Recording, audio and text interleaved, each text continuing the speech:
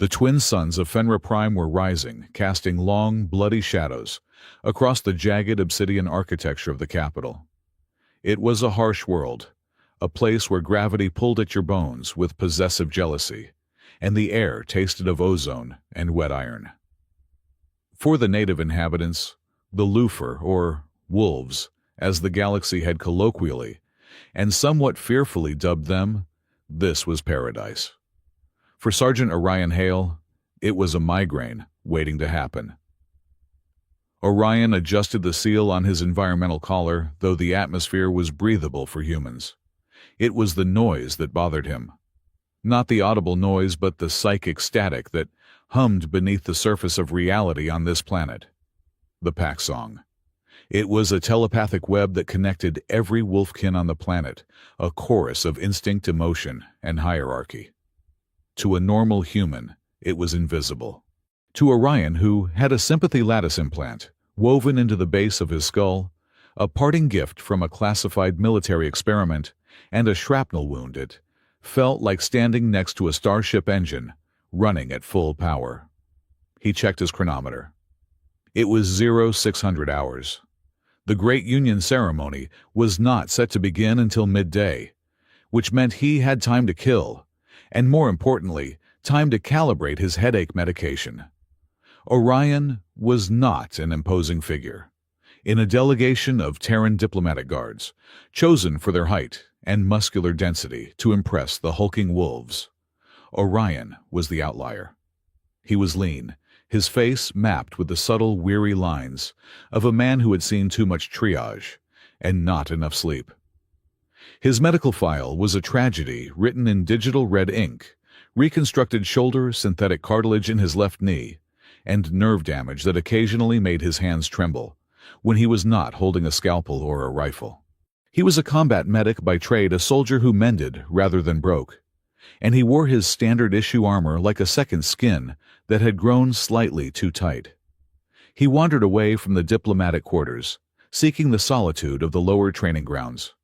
The wolves were nocturnal by preference, but their military caste never truly slept. He expected the training yards to be empty at dawn, but the sounds of whirring rotors and mocking laughter drew him toward the sunken arena used for drone combat drills. Orion stayed in the shadows of a heavy stone archway, his sympathy lattice twitching. He felt fear, not his own, but a sharp, biting terror that tasted like copper on his tongue. In the center of the dust-choked yard, a small figure was cowering. It was a wolf cub, perhaps no older than 10 years in human terms, his fur a mottled gray that marked him as lowborn. Hovering above him was a combat drone, a nasty piece of spherical hardware equipped with stun rounds. Controlling it from the high ridge were 3 adolescent wolf cadets, their laughter barking and cruel. "Run, little runt!" one of the cadets shouted, his voice cracking with puberty and arrogance. "If you cannot dodge a stunner, how will you dodge a swarm blade?" The drone dipped, firing a bolt of blue energy. The cub yelped, scrambling over the rocky terrain, his paws slipping on the loose shale. He was exhausted, panting, his terror flooding Orion's mind through the lattice. Orion felt a spike of phantom pain in his own ribs as the cub was hit again. The cadets howled with delight. It was just bullying, the universal language of the strong, tormenting the weak, but on Fenra Prime it was excused as culling the frail. Orion looked at his own hands. He should walk away.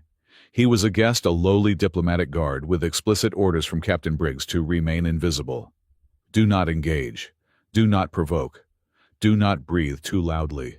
He sighed, the sound scraping against his throat. "Ah, damn it," he whispered. He did not step into the light. He did not shout a heroic challenge. Instead, Orion slipped a sleek, modified datapad from his utility belt. His fingers, usually prone to tremors, were rock-steady as they flew across the holographic interface. He was not a hacker by trade, but every combat medic knew how to override automated defenses to get to a wounded soldier. Targeting logic accessing, encryption, Level 3, bypass active. On the field, the drone whirred aggressively, preparing for a dive bomb attack on the shivering cub. The cadets cheered, urging it on. Orion narrowed his eyes. He did not shut the drone down. That would be too obvious. Instead, he rewrote the friend or foe designation. New objective, protect target Alpha. The drone froze in mid-air. The cadets hammered their controllers. What is wrong with it hit him. The drone spun on its axis. Its solitary red eye turned a soothing blue. It dropped low, not to strike, but to hover protectively in front of the cub. When the cadets rushed forward to kick the machine, the drone flared its repulsor fields, knocking the largest bully onto his backside in a cloud of dust. The cub blinked his golden eyes wide, staring at the machine that had suddenly become his shield. Orion tapped one final command. Patrol mode initiated. The drone began to circle the cub, chirping softly, creating a perimeter that the confused and angry cadets could not breach without getting stunned by their own weapon. Orion slipped the datapad back into his belt and faded into the gloom of the corridor. He felt the fear in his head recede, replaced by a warm, confused gratitude from the cub. It was a small victory, one that would likely be erased by tomorrow, but it silenced the noise in Orion's head for a moment. He preferred to be the shield that no one saw, the bandage that no one thanked. The Howling Hall was less a building and more a hollowed-out mountain. The ceiling was lost in shadows, hung with the banners of 1,000 clans and the bleached skulls of megafauna hunted in the deep equatorial jungles. Torches burning with scented oil flickered along the walls, but the primary light came from the bioluminescent moss, engineered to grow in the intricate carvings of the stone pillars. It smelled of power. It smelled of musk, polished steel, and ancient blood. Orion stood at the very back of the Terran section, effectively a shadow against the wall. The human delegation, led by Ambassador Harker and guarded by Captain Briggs, sat in a designated observation box that felt uncomfortably like a cage. The wolves had provided them with ornate stone chairs, but they were sized for 7-foot-tall humanoids, making the diplomats look like children swinging their legs. Shoulders back, Hale, Captain Briggs hissed through the comms link in Orion's ear. Try not to look like you were about to faint. Just admiring the architecture, Captain, Orion murmured back, his voice dry. Lots of structural weaknesses. Very Gothic. Quiet. Orion adjusted his stance, trying to ignore the throbbing in his skull. The hall was packed. Thousands of wolfkin filled the rising tiers of the amphitheater. The air was thick with their collective psychic output. The pack song was deafening here, a chaotic symphony of anticipation, aggression, and pride. Through the sympathy lattice, Orion could feel the underlying current of anxiety. The truce with humanity was unpopular. The war with the Shroud Swarm, a horrifying collective of insectoid void horrors, had ended 3 years ago, but the wounds were fresh. Humans were seen as soft, fragile bones, soft flesh. Orion could hear the whispers, not just with his ears but with his mind. A gong sounded a deep, resonant vibration that rattled Orion's teeth. The hall went silent, absolute, and terrifying. The loot. At the far end of the chamber, upon a dais raised high above the floor, the royal guard slammed the butts of their energy pikes against the stone. Behold! A herald roared, his voice amplified by the acoustics of the mountain. The Mother of the Moon, the Weaver of the Song, Her Majesty Queen Mara. She entered not with pomp, but with the stalking grace of an apex predator.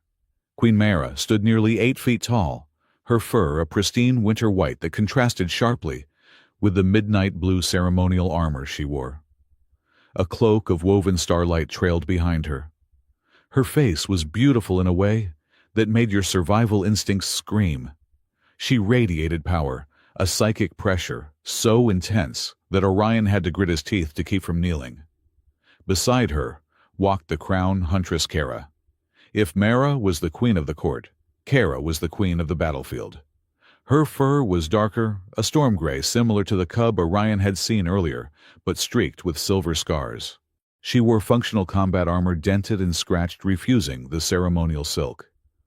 Her eyes were burning amber, scanning the crowd, not with regal detachment, but with tactical assessment. She looked bored, lethal, and utterly unimpressed by the thousands of warriors chanting her name. Orion felt a strange tug in his chest. He rubbed his sternum. He knew that face. He had seen it through the smoke of a burning trench on the colony world of Vega 4 3 years ago. He had been dragging a wounded corporal to safety. She had been a blur of motion tearing through a swarm phalanx to buy them time.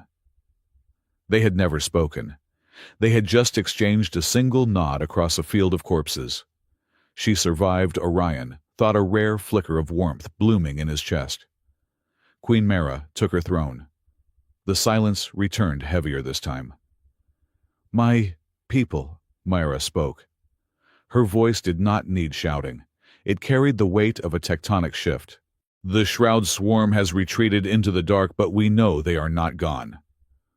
We survived because we were strong. We survived because we bled." She gestured to the human delegation with a clawed hand, a motion that looked suspiciously like a dismissal. "And now we forge new alliances. We speak of peace with the Star Travelers. But peace is not a hammock for the lazy. Peace is the time to sharpen the blade." Murmurs of agreement rippled through the Wolf Lords. "My daughter," Mara continued, placing a hand on Kara's shoulder. Kara stiffened slightly, but did not pull away. "The Crown Huntress, the breaker of the iron line. She is the future of the pack song. But a voice cannot sing alone. The bloodline must be secured. The strength must be doubled." Orion shifted his weight. "Here it comes. The political theater." "I declare the opening of the Challenge of the Blood and Moon," Mara announced. "The victor of these trials shall win the right to stand beside my daughter, to bind their house to ours, to lead the vanguard of the Alliance when the swarm returns." The crowd erupted. This was the highest honor in the Lufer Dominion. Warriors from the noble houses, House Wolfenhaus, Fangbreaker, House Moonsever, stepped forward, chests puffed out, medals clinking. They were giants, war chiefs who had slaughtered battalions. Kyra stepped forward to the edge of the dais. She looked down at the sea of suitors. Her expression was not welcoming. It was a challenge in itself. She looked like she was calculating how many seconds it would take to dismantle each of them. The confidence in the room began to waver. The wolves knew Kara's reputation. She had once wrestled a tectonic worm into submission with her bare hands. To marry her was not a prize. It was a survival scenario. Queen Mara stood up. She swept her gaze across the hall, her golden eyes burning with an intensity that silenced the cheers. She inhaled deeply, and then she roared a sound that was half speech, half primal scream echoing in the marrow of every person present. "Who will give my daughter strong children?" The question hung in the air like a guillotine blade. It was not a question of romance. It was not even really about biology. In the Lufer culture, strong children meant a legacy that could endure the psychic weight of the pack song. It meant a spirit that would not break. It meant someone who could match the terrifying intensity of the Crown Huntress. The great war chiefs shifted uncomfortably. Lord Varric of the Northern Waste looked down at his boots. General Krell, who had lost an eye fighting the swarm, suddenly found a very interesting scratch on his armor. They were brave, yes, but they feared Mara, and they feared Kara even more. To fail the trials was death. To win was to be married to a hurricane. The silence stretched. It became awkward. The human delegation watched fascinated and terrified. "No one," Mara's voice dropped to a dangerous purr. "Is the blood of Fenra so thin? Is there no male in this dominion with a spine made of something other than glass?" Orion felt the second-hand shame radiating from the wolf warriors through his lattice. It was suffocating. The fear of inadequacy. The fear of rejection. He adjusted his stance again, his leg cramping. He just wanted this to be over so he could go back to the ship and eat a ration bar that did not taste like raw elk. Something brushed against his leg. Orion looked down. It was the cub. The same gray-furred runt from the morning. He had somehow slipped past the guards, likely using the chaos of the crowd, and had tracked Orion's scent. The drone was gone, but the cub looked up at Orion with wide, trusting eyes. "Go away," Orion mouthed silently, panic flaring. "Shoo!" The cub did not shoot. Instead, he head-butted Orion's shin affectionately, a gesture of gratitude for the earlier rescue. Orion was not prepared for the physical contact. His synthetic knee, which had a tendency to lock up when he stood still for too long, buckled. "Whoa!" Orion stumbled. He lurched forward, breaking the perfect invisible line of the shadowed alcove where the humans were hiding. He tripped over the edge of the observation rug and stumbled out onto the main floor of the howling hall. He flailed for balance, his boots skidding on the polished stone, and finally came to a halt in the center of the open space, right between the cowering wolf lords and the royal dais. The silence that followed was absolute. It was the silence of a vacuum. 3,000 pairs of predator eyes turned to stare at the small, fragile human standing alone on the killing floor. Orion froze. He straightened up slowly, brushing dust off his pristine, standard-issue Terran Alliance armor. It looked ridiculously clean compared to the battle-scarred plate of the wolves. He looked like a toy soldier dropped into a grinder. He could feel Captain Briggs having a stroke via the comms link, but the signal was cutting out due to the sheer psychic pressure in the room. Queen Mara leaned forward. Her eyes narrowed. She looked at Orion the way a tiger looks at a particularly confused mouse. "A human?" Myra asked her, voice echoing. "A human steps forward." Orion's heart was hammering against his ribs like a trapped bird. Running, his brain screamed, "Apologize and run." But then he looked up. He met Kyra's eyes. She was looking at him. Really looking at him. And in her amber gaze, he didn't see the mockery he saw in the others. He saw recognition. She remembered Vega 4. She remembered the medic who had dragged 3 men through hellfire while she held the line. And beneath that recognition, felt through the sympathy lattice, Orion felt something else coming from her. Exhaustion, loneliness, a desperate wish for anyone to not be afraid of her. Orion looked at the cub who was now peeking out from behind his leg, trembling. Orion realized he was already standing in the fire. He might as well enjoy the warmth. He cleared his throat. His voice was not a roar. It was the dry, rasping tenor of a man who had spent too much time breathing recycled air. "I will," Orion said. The hall gasped. It was a collective intake of breath that sucked the oxygen out of the room. Queen Mara stood to her full height, looming over him from the dais. "You, with your fragile bones and your soft flesh, you believe you can survive the trials. You believe you can give my daughter a legacy." Orion felt the sweat trickling down his spine. He was terrified. He was 100% certain he was going to die. But the lattice was humming, and for the first time in years the noise wasn't hurting him. It was focusing him. "With all due respect, Your Majesty," Orion said, his voice gaining a steady, stubborn rhythm. "I have survived worse things than a bad attitude and an obstacle course." He gestured vaguely to his own body. "My bones are reinforced with carbon fiber weave. My nervous system is 40% synthetic, and I have a very high pain tolerance." He looked directly at Kara. "And I don't scare easily." Kara's lips twitched. It was a microscopic movement, but Orion caught it. It was almost a smile. "He speaks boldly for a thing I could snap like a dry twig," a wolf lord shouted from the front row, desperate to regain face. "Tear him apart, Majesty." "Silence," Mara snapped. She walked down the stairs of the dais, each step a heavy thud. She stopped mere inches from Orion. She smelled of pine needles and old blood. She towered over him, her shadow consuming him. She leaned down, her muzzle close to his face. Orion did not flinch. He held her gaze, though every instinct in his primate brain was screaming at him to play dead. "You are small," Myra whispered, her voice a low rumble that vibrated in his chest. "You smell of antiseptic and fear.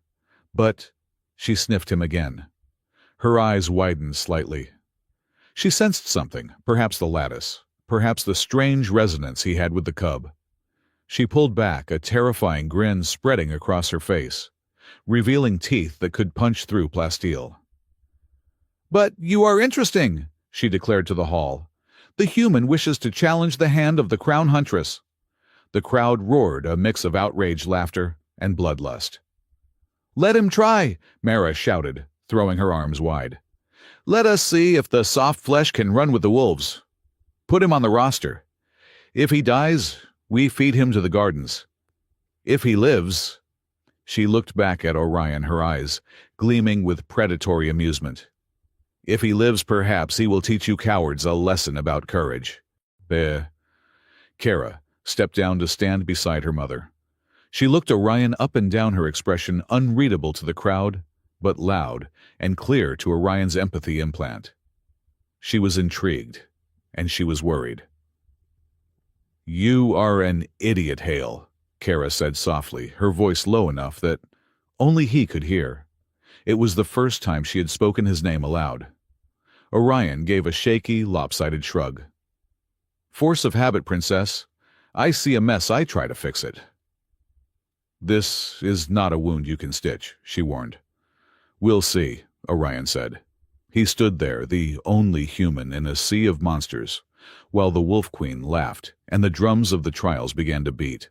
The cub nudged his leg again, and Orion rested a hand on the small creature's head. He was Orion Hale, the man with the red medical file and the broken parts, and he had just volunteered for the most dangerous job in the galaxy. He really hoped the first trial wasn't cardio. He hated cardio. The aftermath of the declaration was a chaotic blur of noise and aggression. The ceremony dissolved into a frenzy of betting and posturing as the news spread like wildfire through the capital.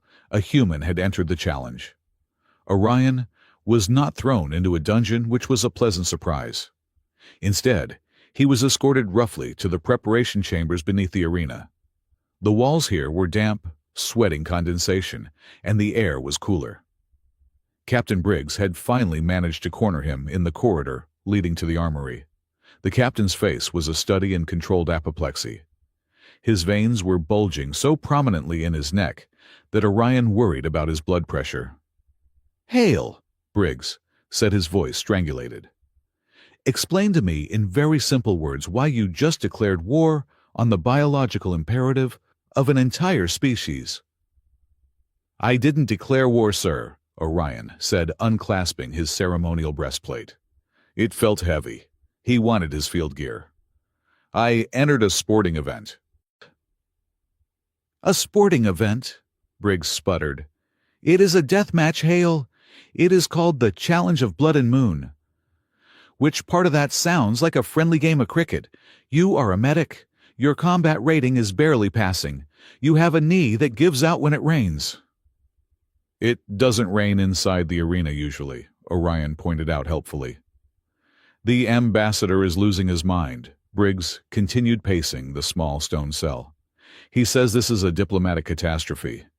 If you die, which you will in approximately 2 minutes into the first trial, it makes humanity look weak. If you win, which is statistically impossible, it insults every noble house on Fenra. There is no winning scenario here." Orion sat on a stone bench, wincing as his joints popped. "There is one scenario, Captain." "And what is that?" "The one where we stop pretending we are just here to sign papers and look pretty," Orion said, his voice losing its humor. "I felt them, sir, through the lattice. The wolves respect strength, yes, but they are terrified. They are scared the swarm is coming back, and they don't think we can help them. They think we are baggage. If we want an alliance that actually works, we can't just be diplomats. We have to show them we can bleed the same way they do." Briggs stopped pacing.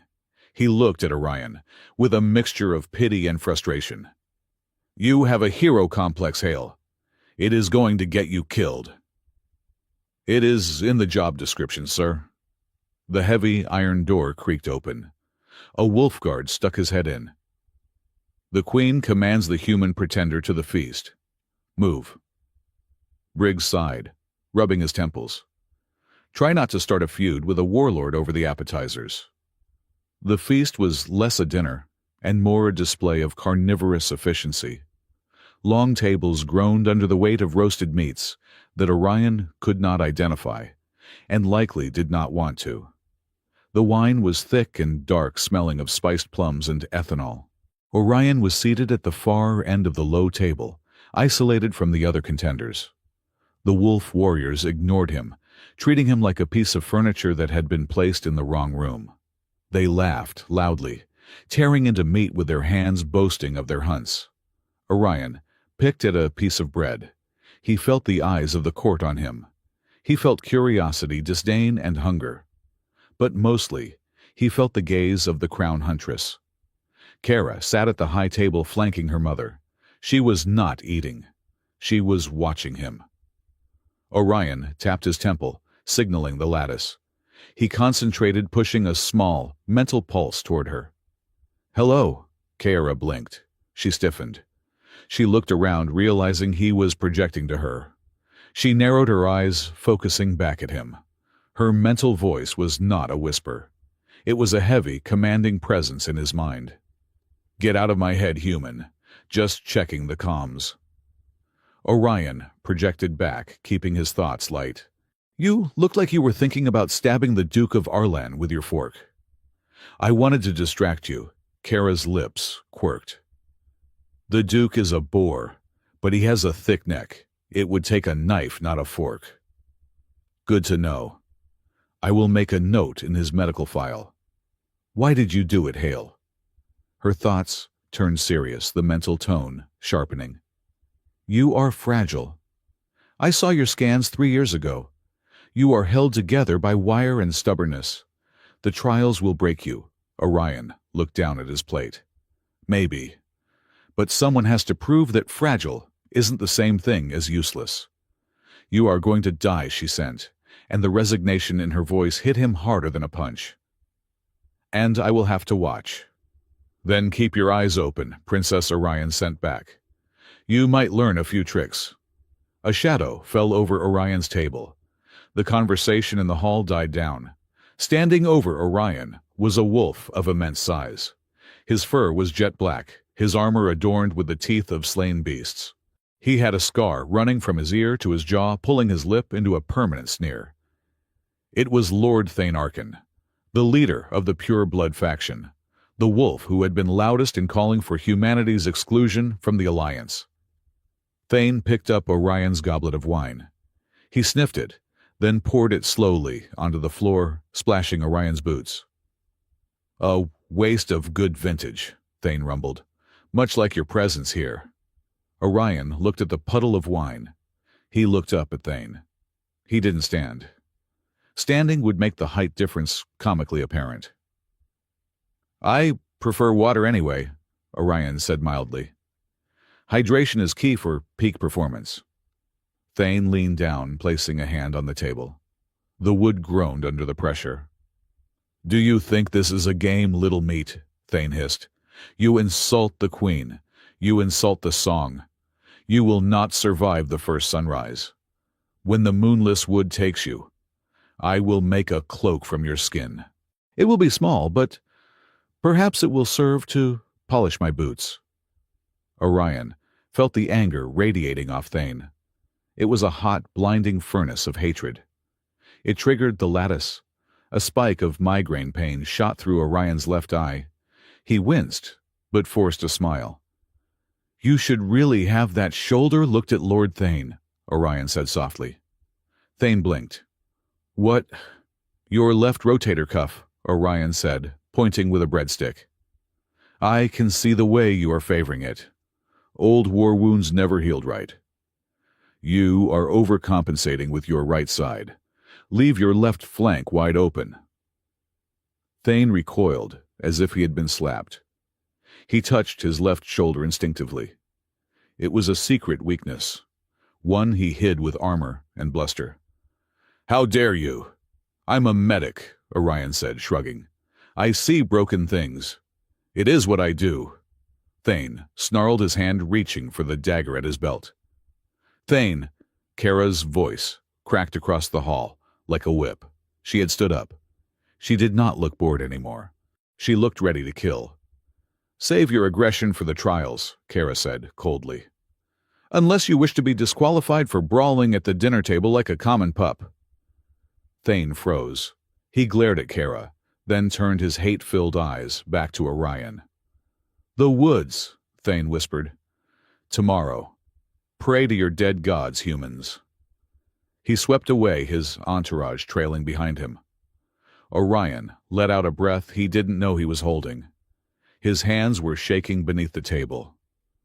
Kara sat back down, but her gaze lingered on Orion. Queen Mara watched the entire exchange, sipping her wine. She tapped a claw against her golden goblet. "Interesting," the queen murmured to herself. "Very interesting." Orion looked at the wine stain on his boots. Phase 1, survive the introduction. Complete. Phase 2, survive the moonless wood. Probability of success, low. Orion picked up the breadstick and took a bite.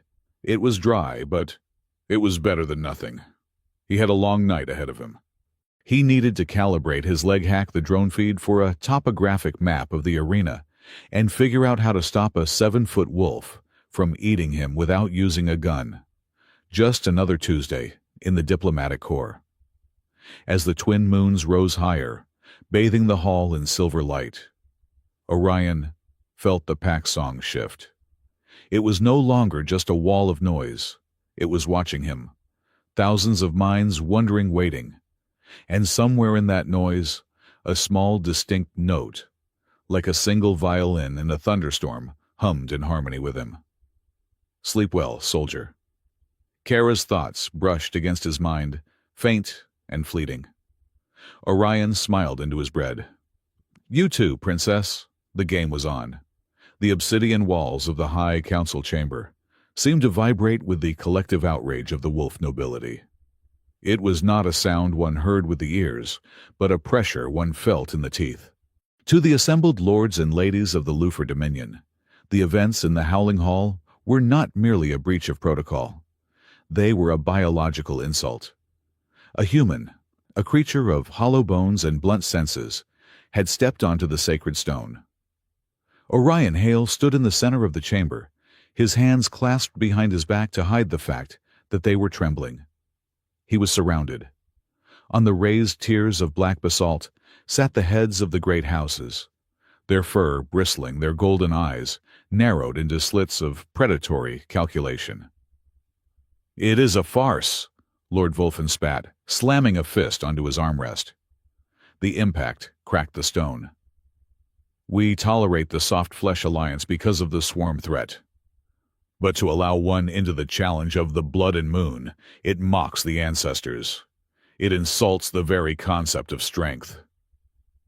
"He will die in the first minute," another lord sneered. "Let him run. It will be a good sport for the hounds." Queen Mara sat upon the shadow throne, her expression unreadable. She swirled a goblet of dark wine, watching Orion over the rim. Beside her, Crown Huntress Kara stood like a statue carved from storm clouds, her hand resting on the hilt of her kinetic blade. She was looking at the floor, her jaw set tight. "Enough," Mara said. Her voice was not loud, yet it cut through the shouting like a razor through silk. The chamber fell instantly silent. "The human has invoked the old laws," Mara continued, her gaze drifting to Orion. "The laws do not specify species. They specify courage. If a challenger steps forward, they must be tested. To deny him now would suggest we are afraid of what a single, fragile human might do." She smiled, a cold expression that did not reach her eyes. "Let him enter. Let it serve as entertainment. And when he fails, let it serve as a lesson to any other off-worlders who believe they can walk among wolves without consequences." The lords grumbled, but they bowed their heads. The Queen's word was the Paxong's command. Orion released a breath he had been holding for 20 minutes. He was alive. For now. "You have completely lost your mind," Captain Briggs hissed. They were in the temporary barracks assigned to the Terran delegation. It was a stark metal room that smelled of industrial cleanser and anxiety. Briggs was pacing back and forth, his boots clanging rhythmically against the floor, while Dr. Lila Vance checked Orion's vitals with a handheld scanner. "Heart rate is 110. Dr. Vance noted, her tone dry. "Cortisol levels are through the roof, and your knee actuator is running hot. You are a medical disaster, Sergeant." "Thank you, Doctor," Orion said, sitting on the edge of the cot. "I try to maintain a consistent level of catastrophe." Briggs stopped pacing and loomed over Orion. "This is not a joke, Hale. Do you remember your briefing? Do you remember why you are actually here?" Orion rubbed his temples. The migraine was back, a dull throb behind his left eye. "I am here to facilitate diplomatic relations and provide security." "You are here to listen," Briggs corrected, lowering his voice. "Intelligence believes the Paxong is not just telepathy. They think it is a planetary defense network. Your lattice implant was supposed to gather frequency data passively. You were supposed to be a fly on the wall, not the main course at a banquet." "The mission parameters changed when the Queen asked for volunteers," Orion said, his voice flat. "There were no volunteers," Briggs shouted. "Just you command is going to court-martial you if the wolves do not eat you first. We have orders to extract you. I can claim you are having a psychotic break. We can be on a shuttle in 2 hours." Orion looked up. His eyes were tired dark circles, bruising the skin beneath them. "Captain, with all due respect, my emotional damage was maxed out 3 years ago. A court-martial sounds like a vacation. And if I leave now after issuing a public challenge, the wolves will view humanity as cowards. The Alliance dies today." Briggs opened his mouth to argue, but stopped. He saw something in Orion's face, a stubborn, reckless fatalism that every career soldier recognized. "Besides," Orion added, a small, crooked smile touching his lips, "I already promised the princess." Dr. Vance snapped her scanner shut. "He is medically unfit for combat, Captain. His skeletal reinforcement is at 70% integrity. His neural pathways are showing signs of stress from the planetary psychic field. But physically he can walk. Whether he should is a different question." "Fine," Briggs growled, throwing his hands up. "If you want to die for an alien princess, Hale, that is your business. But keep that receiver recording. If you are going to get torn apart, at least get us some good data on their claw velocity." Briggs stormed out of the room. Dr. Vance lingered for a moment. She placed a small vial of pills on the table. "High-grade neural suppressors," she said softly. "It will dull the headache from the Paxong, but it will also slow your reaction time by 4 seconds." "I will get the headache," Orion said. Dr. Vance nodded. "I thought you might. Try not to bleed on anything expensive." The royal gardens of Fenrir Prime were a terrifying twist on horticulture. The plants were bioluminescent, glowing with faint purples and teals, but they also had thorns the size of daggers and leaves that snapped at passing insects. It was beautiful, in a predatory way. Orion stood on a terrace overlooking the city, trying to clear his head. The air was cooler here, but the psychic noise was still a constant hum, like a radio left between stations. "You look like a lost puppy," a voice said from the shadows. Orion did not turn. He knew that voice. It was smoke and gravel. "And you move quietly for someone wearing 50 pounds of plasteel armor, Your Highness." Kara stepped into the light of the twin moons. She was not wearing her helmet. Her face was angular, fierce, framed by thick braids of dark hair woven with silver beads. Her amber eyes bored into him. "You are an idiot," she stated. It was not an insult. It was a factual observation. "I have been told," Orion replied. She moved to the railing standing beside him. She was a head taller than him, her presence overwhelming. The heat radiating from her body was palpable. "The trials," she said, looking out at the jagged skyline. "They are not designed for skill. They are designed for endurance. The moonless wood creates hallucinations. The war of echoes breaks the mind. Your bones are human. They will snap." "My bones are reinforced," Orion reminded her. "And I have good health insurance." Kara slammed her hand against the railing. The metal groaned. "Stop it. Stop with the jokes. Do you think this is funny? Do you think dying is funny?" Orion turned to face her. The humor dropped from his face like a mask. "I know exactly what dying looks like, Kara. I saw enough of it on Vega 4. The name of the planet hung between them, the memory of the trenches, the mud. The swarm screeched as they poured over the walls. "I remember you," Kara said softly. Her anger deflated, replaced by a strange, melancholy curiosity. "You were the medic, the one who refused to evacuate. You dragged 3 of my kin out of the fire. One of them was missing his legs. You carried him on your back for 2 miles. "He was heavy," Orion murmured. "Why did you do it?" Kara asked. "They were not your people. We were barely allies then." "They were alive," Orion said simply. "That is enough." Kara looked at him. Really looked at him, searching for the deception she expected from all soft flesh creatures. She found none. "You saved them," she said. "And then a swarm hunter cornered you. I saw it. I jumped the barricade to intercept it." "You took a plasma bolt to the shoulder for me," Orion said. He unconsciously touched his own shoulder ghost pains, flaring.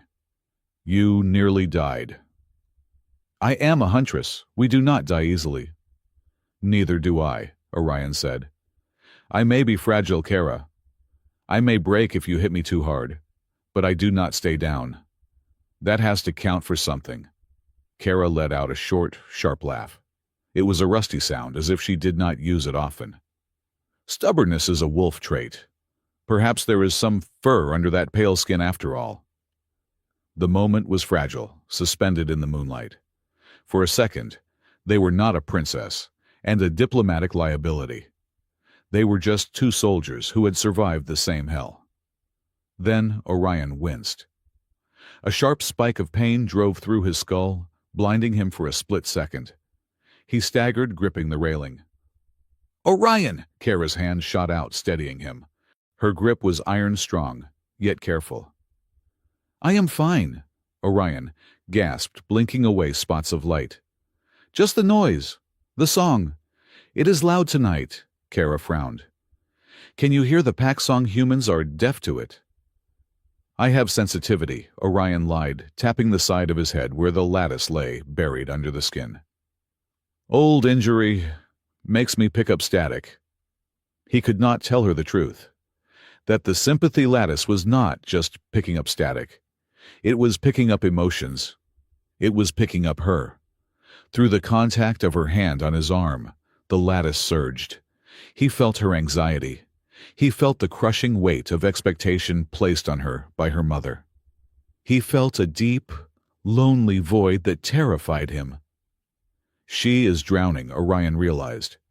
She is surrounded by millions of her kind, connected by a psychic web, and she is utterly alone. He pulled away, gently breaking the connection before it overwhelmed him. "I should go," Orion said, breathless. "Need to rest before I get eaten tomorrow." Kara watched him go. Her amber eyes lingered on his retreating back. "Do not die, Orion, hail," she whispered to the empty air. "That is a royal command." The attack happened the next morning during the formal presentation of the challengers. The howling hall was packed once again. The air was thick with incense and anticipation. 12 challengers stood in a line before the dais. 11 of them were hulking wolf warriors, mountains of muscle and plate armor, eyeing each other with growling hostility. The 12th was Orion, looking like a child who had wandered into a gladiator pit. Queen Mayra, was speaking, her voice booming through the hall, reciting the history of the trials. Orion was not listening. The sympathy lattice was screaming. It started as a low dissonance, like a scratch on a vinyl record. A wrong note in the symphony. It was coming from the ventilation shafts high above the observation decks. Murder. Sharp. Cold. Intent. Orion squeezed his eyes shut. The headache was blinding. The lattice, usually a passive receptor, flared hot. Suddenly, the world stripped away. He saw the hall not as stone and flesh, but as a web of light. Every wolf was a node of golden energy connected by threads of the pack song. But amidst the gold, he saw streaks of jagged crimson, intruders, minds that were shielding themselves, cutting themselves off from the song, to remain undetected. 5 of them, rappelling down from the darkness of the ceiling, directly above the human delegation and the princess. "Down!" Orion screamed. He broke formation. He didn't think so. He didn't calculate. He just reacted. The wolf lords gasped as the human broke rank. But before anyone could shout a reprimand, the ceiling exploded. Glass and stone rained down. 5 figures dropped into the hall, clad in stealth suits that shimmered like oil. Pureblood howlers, fanatics. 2 landed near the human box, energy blades ignited. Captain Briggs was fast drawing his sidearm, but the wolves moved with supernatural speed. 3 o'clock above, Orion yelled, pointing. He didn't see the attackers with his eyes. He saw their intent through the lattice. He saw the red line of their aggression before they even swung. The Royal Guard, confused by the sudden chaos, hesitated for a fraction of a second.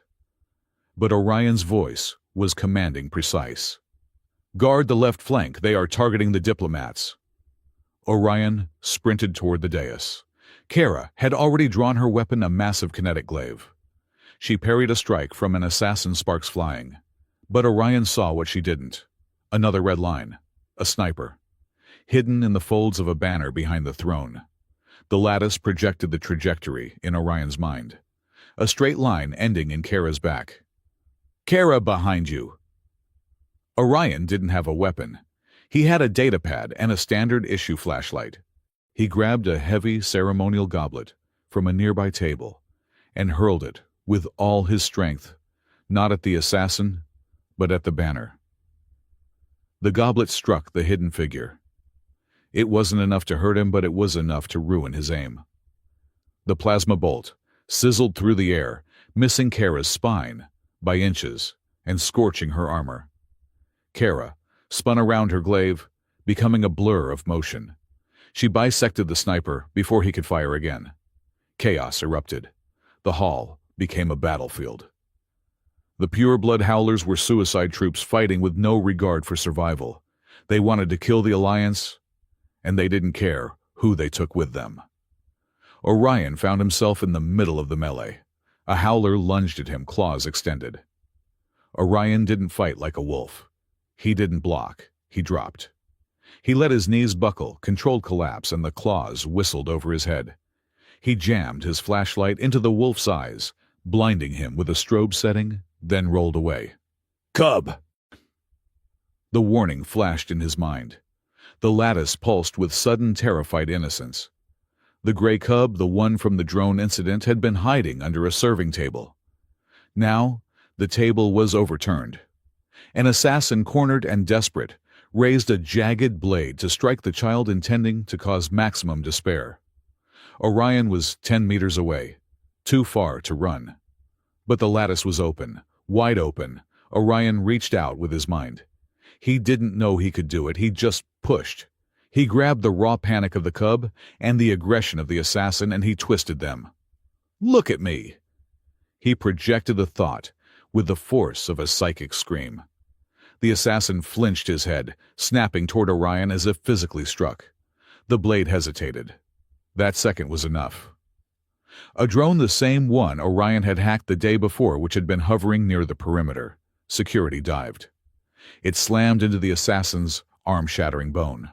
Orion scrambled forward, sliding across the polished floor on his stomach. He grabbed the cub and pulled him into his chest, curling his body around the small creature.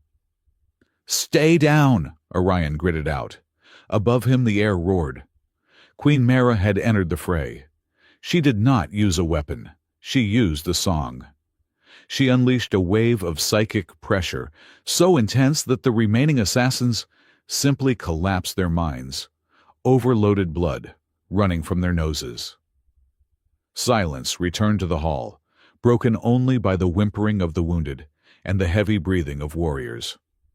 Orion lay on the floor, covered in dust and glass. He checked the cub. The little wolf was shaking but unharmed. "You are okay," Orion whispered, his hand trembling, as he stroked the cub's fur. "You are okay." He looked up. He was surrounded by boots. Kara stood over him. Her armor was scorched, her glaive dripping with traitor blood. She looked at Orion, then at the cub in his arms. Her eyes were wide, the pupils blown. "You," Kara started, her voice shaking. "You saw the sniper. You saw them in the vents." "How?" Orion swallowed dryly. His head felt like it was splitting open. The lattice was burning hot against his skull. "Lucky guess," he wheezed. Lord Vulfin stomped forward, pointing a trembling finger at Orion. "Sorcery. The human brings bad omens. The purebloods attacked because he is here. He is a curse." "He saved my daughter," Mara said. The queen descended from the dais. She walked through the debris, her cape flowing like liquid night. She stopped before Orion. She looked at the dead assassins. She looked at the drone that had intervened. And she looked at Orion, who was slowly trying to stand up, his bad knee protesting. "You directed the drone," Myra said. It wasn't a question. "I tweaked its logic protocols yesterday," Orion admitted. "It seems to have kept them." "And the sniper," Myra pressed. "You shouted before he fired. You shouted coordinates to the guard before the ceiling broke." She leaned in close. The smell of ozone and power was overwhelming. "You are not just a medic, are you, Orion Hale?" Orion met her gaze. He was exhausted. He wanted to lie, but he knew she would smell it. "I pay attention, Your Majesty. Sometimes I hear things others miss." Mara straightened up. She addressed the room. "The purebloods seek to divide us," she proclaimed, her voice echoing off the stone ribs of the hall. "They say humanity makes us weak. Yet while the great lord stood confused, this human saw the blade in the dark. While you froze, he shielded the innocent." She gestured to the cub, who was now clinging to Orion's leg. "He does not fight like us," Mara said. "He fights differently. Strange. Alien." She smiled, and this time it was terrifyingly sharp. "We need this strangeness. If the swarm returns, claws will not be enough. We need eyes that see in the dark." She turned back to Orion. "You are no longer a guest, Orion Hale. You are a contender. And you are under my protection. If anyone touches him before the trials," she glared at Lord Thane, who was lurking in the back, looking furious and fearful, "I will strip the flesh from their bones myself." The infirmary was quiet. It was a white, sterile space that felt remarkably like a hospital on Earth, save for the fact that the beds were sized for giants. Orion sat on a bio-bed, his shirt off. Dr. Vance was tending to a deep cut on his arm from the falling glass. "You are lucky," Vance muttered, applying a dermal regenerator. 2 inches to the left, and it would have severed the radial nerve. "I have a lot of nerves," Orion joked weakly. "I can spare a few." The door hissed open. Kara entered. Dr. Vance looked up, saw the expression on the princess's face, and packed her kit. "I will go check on the inventory in the other room. Take your time." Vance slipped out, leaving them alone. Kara stood by the door for a long moment. She looked smaller without her armor. She wore a simple tunic of gray silk. She looked tired. "You saved the cub," Kara said. "He is a good kid," Orion said. "Needs to work on his dodge, though." Kara walked over to the bed. She reached out her fingers, hovering over the bandage on his arm. She didn't touch him, but the intention was there. "And you saved me." "I threw a cup," Orion said. "Hardly heroic." "Orion," she said his name, like it was a weight she was testing. "Stop deflecting. You did something today. When you shouted, I felt it, in my head. It was not just sound. It was a push."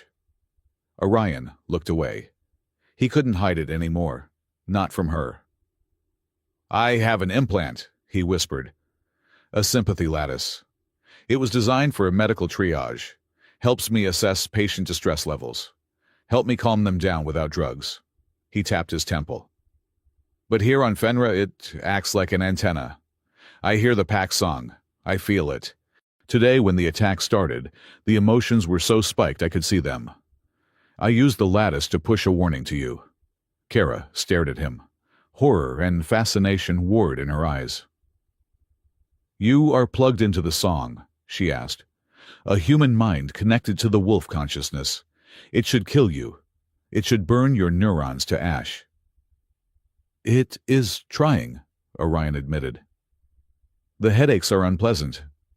Kara sat down on the edge of the bed. The mattress dipped under her weight.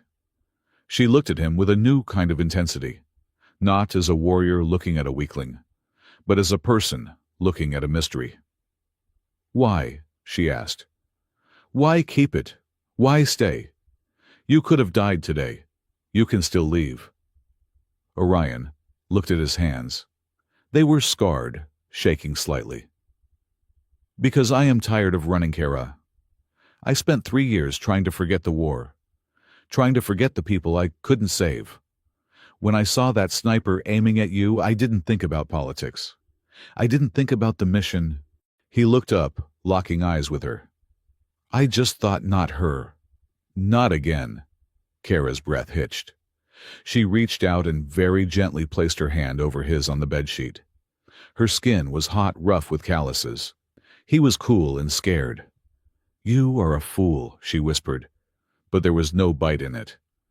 "A brave, stupid fool." "I came with the package," Orion smiled. "The trials start tomorrow," Kara said, her thumb brushing his knuckle. "The moonless wood. It will try to use your mind against you. If you are connected to the song, it will be louder there, more dangerous." "I will manage." "I cannot help you in there," she said, her voice tight. "It is forbidden." "I know." "But," she hesitated, "I can teach you how to howl." Orion blinked. "Excuse me, the song," Kara said. "You are letting it crash over you like a wave. You are drowning in it. You need to learn to swim. You need to learn to push back." She moved her hand from his knuckle to his wrist, feeling his pulse. "Close your eyes," she commanded. Orion obeyed. "Listen to my voice," Kara said softly. "Not with your ears. With the other part. The broken part." Orion focused. He felt the lattice hum. He felt her presence, a warm golden fire, in the darkness of his mind. It was strong, but it was controlled. Here her thought whispered in his head. "Focus on the anchor. Breathe." Orion breathed. For the first time since landing on Fenra, the headache receded. The chaotic noise of the capital faded into a rhythmic background hum. He felt centered. He opened his eyes. Kara was close, her face inches from his. The air between them was charged with electricity. "Thank you," he breathed. "Do not thank me yet," Kara said, standing up abruptly, her cheeks slightly darker than usual. "Survive the woods. Then you can thank me." She walked to the door, pausing before she left. "Orion." "Yeah. If you die," she set her back to him, "I will be very angry." "I will keep that in mind." She left. The door hissed shut. Orion fell back onto the pillows, staring at the ceiling. He touched his wrist where her hand had been. He was in deep, deeper than he had ever intended. He was a human soldier with a broken knee and a burning brain, about to enter a forest of nightmares to win the hand of a woman who could bench press a tank. He closed his eyes and let out a long, shaky laugh. Emotional damage, he muttered to the empty room. 100%. But as he drifted off to sleep, the nightmares of the war did not come. Instead, he heard a song, a low, steady rhythm of a heartbeat that wasn't his own, keeping watch in the dark. Outside, the moonless wood waited, and in the shadows of the high towers, Lord Thane whispered to a fragment of black glass that pulsed with a pale, sickly light, a remnant of the swarm hungry for a signal. The rising action was over. The climax was about to begin. The dropship shuddered as it pierced the atmospheric shielding of the jagged moon orbiting Fenrir Prime. Inside the rusted metal belly of the transport, 12 figures sat in silence. 11 of them were apex predators, hulking wolfkin warriors checking their kinetic blades, and plasma casters, their golden eyes glowing in the low red emergency light. The 12th was Orion Hale. He was checking the battery level on his flashlight. 3 minutes to drop, the pilot's voice crackled over the intercom. The moonless wood is active. Atmospheric sensors detect high concentrations of hallucinogenic spores. Good luck. Try not to die screaming. It upsets the wildlife. Orion tightened the straps on his chest rig. He was not carrying a heavy plasma repeater like the others. His loadout was embarrassingly utilitarian. A tactical medical kit, a pouch of high-yield flashbangs, a portable sonic emitter, and a standard-issue kinetic pistol that looked like a toy compared to the wolf weaponry. Beside him sat Varg, a scion of House Fangbreaker. Varg leaned in his breath, smelling of raw meat and anticipation. "You should jump now, little human," Varg rumbled, his voice barely audible over the engine roar. "The gravity will crush you. The beasts will eat you. Save us the trouble of carrying your bones back." "I have excellent calcium supplements," Orion replied, checking the seal on his respirator. "And if I jumped now, I would miss the scenic view." The floor dropped out. There were no parachutes. The wolves relied on their armor's impact compensators and their own superhuman physiology to survive the fall. Orion relied on a terrifyingly expensive gravity-dampening coil he had jury-rigged to his belt. He plummeted into the dark. The moonless wood lived up to its name. It was a subterranean jungle, located in a massive crater on the moon's dark side where sunlight never touched. The only illumination came from the bioluminescent fungi that coated the twisting, petrified trees like glowing rot. Orion hit the canopy hard. Branches whipped at him, tearing at his flight suit. His gravity coil whined in protest, slowing his descent, just enough to prevent death, but not enough to prevent dignity loss. He crashed through a final layer of moss and landed face first in a pile of damp blue leaves. "Ouch!" Orion wheezed.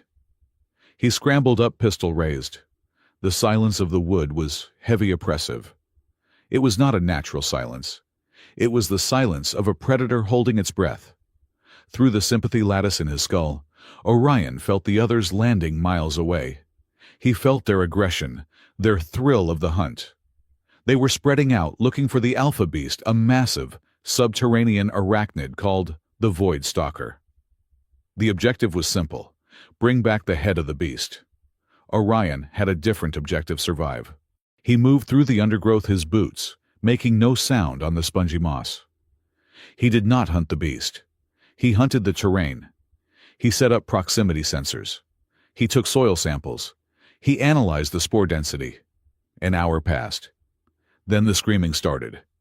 It was not a human scream. It was a wolf howl, cut short by a sound of wet tearing. Orion checked his scanner. The signal came from 2 kilometers east. Logic dictated he move west, away from the danger. That was the smart play. That was the survivor play. Orion cursed softly and started running east. He found Varg in a clearing surrounded by towering stone roots. The massive wolf warrior was pinned to the ground. Standing over him was the Void Stalker. It was a nightmare of chitin and shadow, easily the size of a shuttlecraft with mandibles that dripped sizzling acid. One of its bladed legs had pierced Varg's thigh, pinning him to the earth. Varg was still fighting, slashing uselessly at the creature's armored hide, but he was losing blood fast. Orion did not shoot the beast. His pistol would just annoy it. Instead, he pulled the pin on 3 flashbangs simultaneously. "Hey, ugly!" Orion shouted. He threw the grenades. They detonated in a blinding white supernova of light and sound. The Void Stalker shrieked a sound that vibrated in Orion's teeth. It was a creature of the dark. The sudden light was agony. It reared back, pulling its leg free from Varg's thigh. "Move!" Orion sprinted into the clearing, sliding on his knees to reach the fallen warrior. Varg looked at him with glazed, shock-filled eyes. "You leave me. Run." "Shut up!" Orion snapped. He jammed a coagulant injector into Varg's wound. "Hold this." The Void Stalker was recovering. Its multiple eyes refocused on the 2 small figures. It hissed, preparing to strike. Orion pulled out his sonic emitter. He had spent the last night modifying the frequency based on the drone logs he had analyzed. He cranked the dial to maximum and slammed it into the ground. A high-frequency pulse erupted. It was inaudible to humans and wolves, but to the subterranean arachnid, it mimicked the territorial scream of a larger, deadlier predator. The Void Stalker froze. It chattered nervously, sensing a rival that wasn't there. Confused and blinded, it chittered and scuttled backward, disappearing into the shadows of the trees. Silence returned to the clearing. Orion collapsed back onto the moss, breathing hard. Varg stared at him. The wolf's pride was wounded, but his leg was clotting. "Why?" Varg growled. "You could have let it kill me. One less rival." "I am a medic, you oversized rug," Orion said, wiping slime off his visor. "I fix broken things, even the stupid ones." They walked back to the extraction point together. Orion did not have the head of the beast, but he had the life of a son of a great house. When they emerged from the dropship back on Fenra Prime, the reception was mixed. The other contenders displayed their trophies, heads, claws, venom sacs. Orion displayed a limping Varg. Queen Mara watched from the dais. Her face was impassive, but Kara, standing beside her, let out a breath she had been holding for 6 hours. "He failed the objective," Lord Thane sneered from the sidelines. "No trophy, no kill." "He brought the pack back whole," Kara cut in her voice, sharp. "A hunter who returns alone is just a survivor. A hunter who brings his kin home is a leader." Mara looked at Orion, then at Varg, who bowed his head in shame and gratitude. "Proceed to the second trial," the Queen commanded. The war chamber was a cold circular room, dominated by a massive holographic interface. This was the trial of the mind. The war of echoes. Orion stood at a command console wires, connecting his neural lattice to the central tactical computer. Around him, the other contenders were plugged in as well. They were not fighting physically. They were fighting in a hyper-realistic simulation of the greatest battles in wolf history. The scenario: the evacuation of Sector 7. Orion's mind was flooded with data. He was the admiral of a fleet. He saw starships as extensions of his own body. He felt the panic of millions of civilians on the burning planet below. The swarm was closing in, a massive bio-armada that blotted out the stars. "Commander Hale," the AI tactical officer barked in his ear. "The dreadnought Iron Fang is heavily damaged. If we detonate its core, we can destroy the swarm vanguard. It will ensure a tactical victory. But the transport ships behind it will be caught in the blast radius." Orion looked at the tactical map. The other contenders, Varg, Krell, the others, were all making the same choice. They were detonating the Iron Fang. They were sacrificing the few to kill the many enemies. It was the wolf way. Glory and death. Victory at any cost. Orion looked at the transport ships. 3,000 souls on board, each one. Civilians. Pups. "Negative," Orion said. "Do not detonate." Sir, the swarm will overtake us in 4 minutes. Reroute all power to the Iron Fang's shields. Orion ordered, his hands flying across the virtual interface. Put the ship directly in the path of the swarm. Use it as a physical wall, and launch all fighter squadrons to provide cover fire for the transports. That is suicide, Admiral. The Iron Fang will be torn apart. You will die. But the transports will clear the gravity well, Orion said. Do it. The simulation played out. Orion watched from the bridge of the virtual Iron Fang as the swarm tore the hull to pieces. He felt the phantom pain of the ship dying. He watched the shields fail. He watched the bridge explode. Darkness. Then the words, "Simulation complete," flashed in green. Orion ripped the cables from his head, gasping for air. He fell to his knees, vomiting bile. The sympathy lattice was burning hot, pulsating with a rhythm he did not recognize. During the simulation, something had happened. When he had connected to the Wolf tactical network, the lattice had dug deep. He hadn't just heard the computer. He had heard them. The echoes of the ancient wolves who had actually fought that battle. He had felt their fear, their rage, their sorrow. It wasn't just data. It was a memory. "Soft," General Krell shouted, pointing at the scoreboard.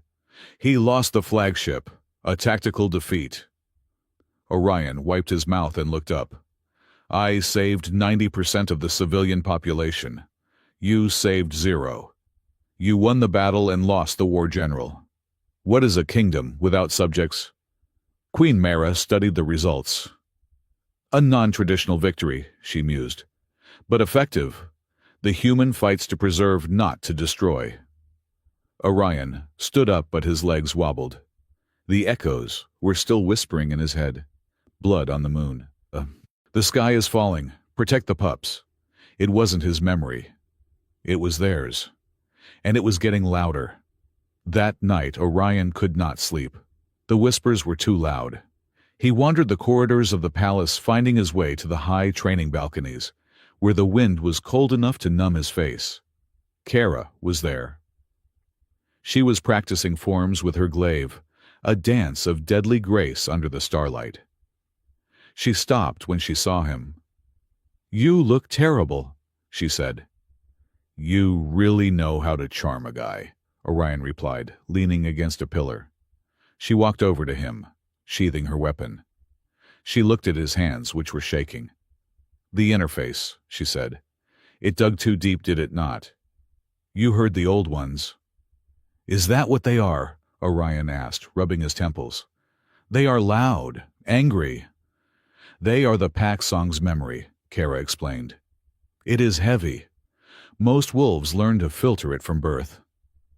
You have opened a door with no hinges." She reached out and placed a hand on his chest directly over his heart. "You are fighting it," she said softly. "You are trying to block it out. That is why it hurts. You have to let it flow through you. Like breathing." "If I let it in, I might lose myself," Orion confessed, his voice cracking. "I am just a human, Kara. I am small. I am fragile." "You are not fragile," she said fiercely. She grabbed his hand and placed it on her own chest. He could feel her heart beating slow, powerful, steady, like a war drum. "Listen to the rhythm," she commanded. "Match it." They stood there in the moonlight, chest to chest, hand to heart. Orion closed his eyes.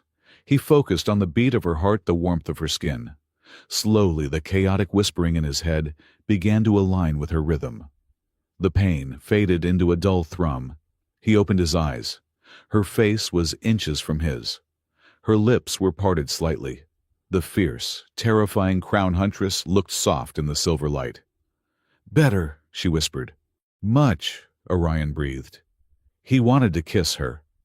Every nerve ending in his body was screaming at him to lean in. He could feel through the lattice that she wanted it too, a pull of gravity that had nothing to do with the moon. But then a klaxon sounded in the distance. The change of the guard. The moment shattered. Kara pulled back, clearing her throat. She looked flustered, which was a victory in itself. "Tomorrow is the gauntlet," she said, her voice reverting to its commanding tone. "It is the final trial. Do not embarrass me, Hale."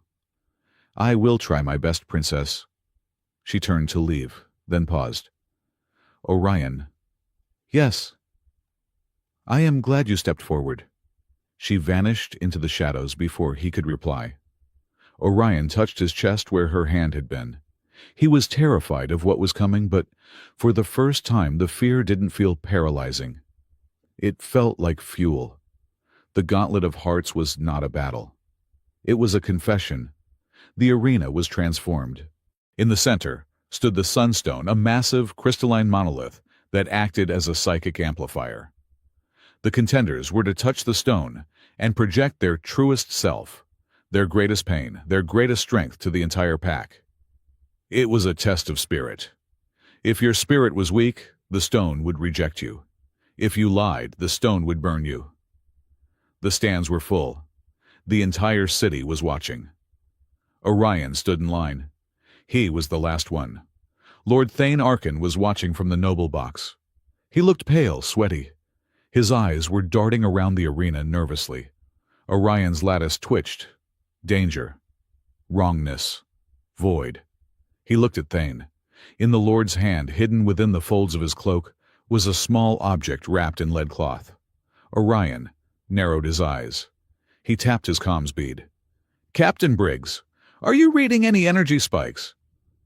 "Negative, Hale," Briggs replied. "Just the usual background psychic radiation. Why?" "I have a bad feeling," Orion muttered. The ceremony began. One by one, the wolf contenders touched the stone. The crowd gasped as they saw visions of battles, of lost kin, of burning pride, projected into the air like holograms. Then it was Kara's turn. She stepped up to the sunstone. She placed both hands on the crystal. The air shimmered. An image formed not of war, not of glory. It was a memory of a small gray room. A young Kara crying alone in the dark because she was too strong to play with the other pups without hurting them. It was a memory of profound isolation. The crowd went silent. They saw their invincible huntress as a lonely child. It was beautiful. It was raw. And then Lord Thane made his move. He unwrapped the object in his hand.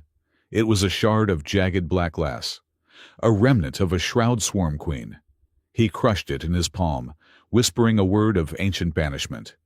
The effect was instantaneous. The sunstone turned from golden to a sickly, violent violet. A shockwave of psychic feedback blasted through the arena. Kara screamed. She did not let go of the stone. She couldn't. The energy had seized her. Her eyes rolled back, turning entirely black. Her scream shifted from human pain to a digital insectoid screech. "The swarm!" someone shouted. "They are in the song." It wasn't an invasion fleet. It was a virus. Thane had injected the psychic signature of the swarm directly into the pack song hub. The reaction was immediate and catastrophic. Every wolf in the arena who was connected to the song clutched their heads. They fell to their knees, growling their eyes, bleeding violet light.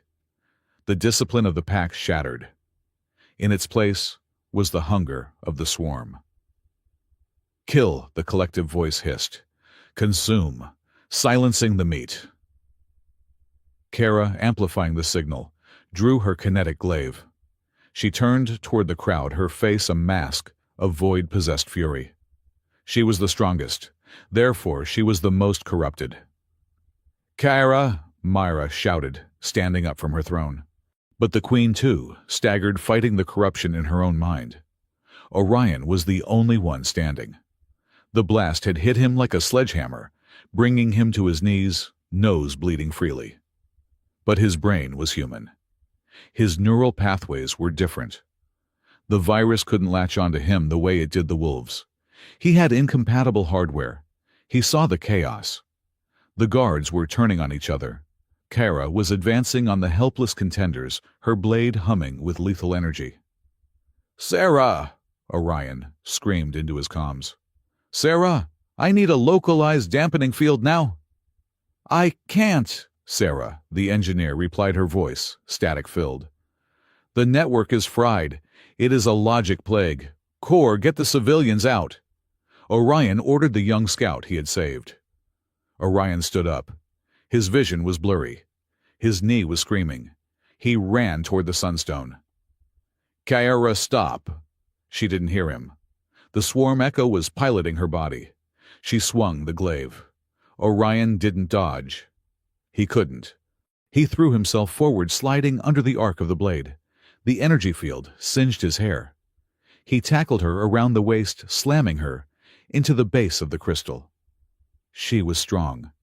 Insanely strong. She threw him off like a rag doll. He hit the stone floor, hearing a rib crack. "Orion," Dr. Vance's voice cut through his earpiece. "I am reading about a massive viral spike in the central hub. It is a feedback loop. You have to kill the source. The source is inside the song." Orion spat, spitting blood. "I have to go in." "You can't," Vance yelled. "A direct neural interface with a corrupted network. It will liquidate your brain." "It is Tuesday, Doctor." Orion gritted his teeth. "I hate Tuesdays." He scrambled up. Kara was raising her glaive for the killing blow. Her face was blank, devoid of the woman who had held his hand under the moonlight. "I am sorry, Princess," Orion whispered. He pulled a high-voltage cable from the base of the sunstone. Sparks flew. He stripped the insulation with his teeth. "Cover me," he yelled to no one in particular. He jammed the live wire directly into the port on the back of his neck, connecting his sympathy lattice straight into the amplified sunstone. The world dissolved. Orion was not in the arena anymore. He was floating in a void of screaming static. The landscape was a twisted nightmare version of Fenra. The sky was violet. The ground was made of writhing insect limbs. This was the pack song infected. Standing in the center of the hurricane was a towering figure, made of shadow and black glass. The swarm echo. It wore a mockery of a wolf's armor. Surrounding it were thousands of lights, the minds of the wolves, trapped in webs of dark energy. "Fragile thing," the echo boomed. Its voice was 1,000 scratching claws. "You do not belong here. You are meat. You are soft." Orion stood up in the mindscape. Here he didn't have a broken knee. Here his avatar was defined by his will. He looked down at himself. He was wearing his old medic uniform, pristine white. "Yeah, I get that a lot," Orion said. "But you know what the problem with being soft is? We absorb impact." The echo lashed out with a whip of shadow. Orion didn't block. He stepped into it. The lattice flared. He didn't fight with a sword. He fought with the only weapon the swarm couldn't understand: empathy. The swarm was a hive mind of absolute obedience. It knew only hunger and silence. It did not understand individual pain. It did not understand sacrifice. Orion grabbed the shadow whip. "You want to be part of the pack," Orion roared. "Then feel what they feel."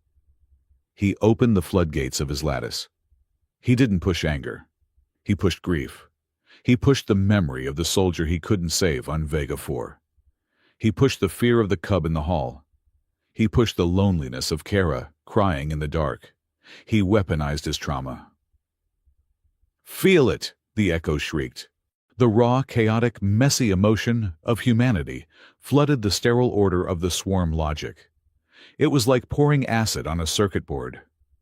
The shadow figure convulsed its form, destabilizing. Orion pushed harder. He found Kara's light on the web. She was drowning in the violet dark. "Kara," he projected. "Wake up." Cold, so cold her thought drifted back. "It is not cold," Orion sent, projecting the memory of the moonlight on the balcony. "Feel my heartbeat. Match the rhythm. 1-2. 1-2. He visualized his hand on her chest. The warmth, the connection. In the real world, Kara's hand froze inches from Orion's physical body. The violet light in her eyes flickered. In the mindscape, the web around Kara's light snapped. She materialized beside him in the void. She was armored in gold, holding a spear of pure sunlight. "You are late," she said, her avatar grinning fiercely. "Traffic was murder," Orion quipped. "Together. Together." Orion provided the connection, the bridge between the human and wolf minds. Kara provided the raw power. She leveled her spear at the swarm echo. "Get out of my head!" she roared. She thrust the spear. Orion channeled every ounce of his sympathy lattice's power into the strike. The spear pierced the echo's chest. The explosion was silent, but it shook the foundations of the mindscape. The violet sky shattered, replaced by the warm, golden dawn of the true pack song. The swarm presence dissolved into ash.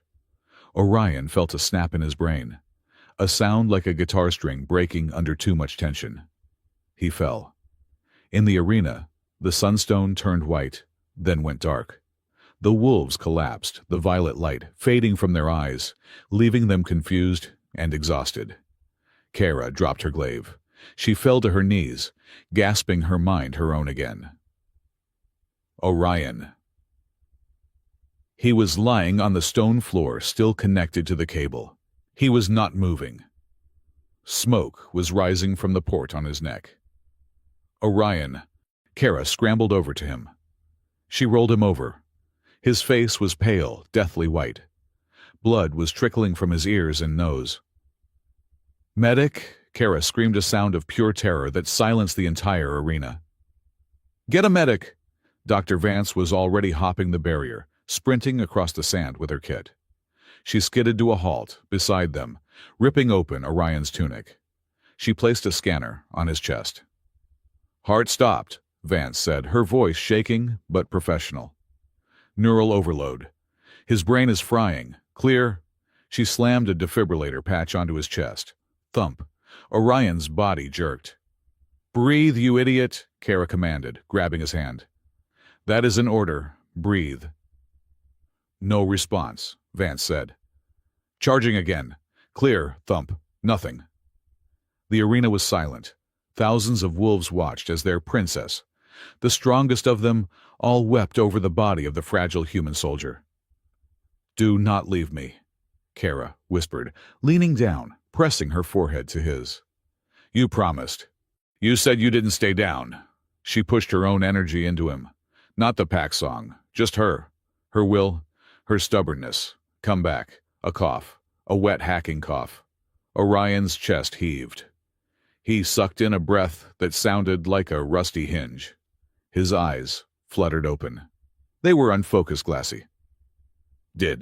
He croaked, his voice barely a whisper. "Did we win?" Kara let out a sob that sounded like a laugh. She buried her face in his neck. Yes, we won."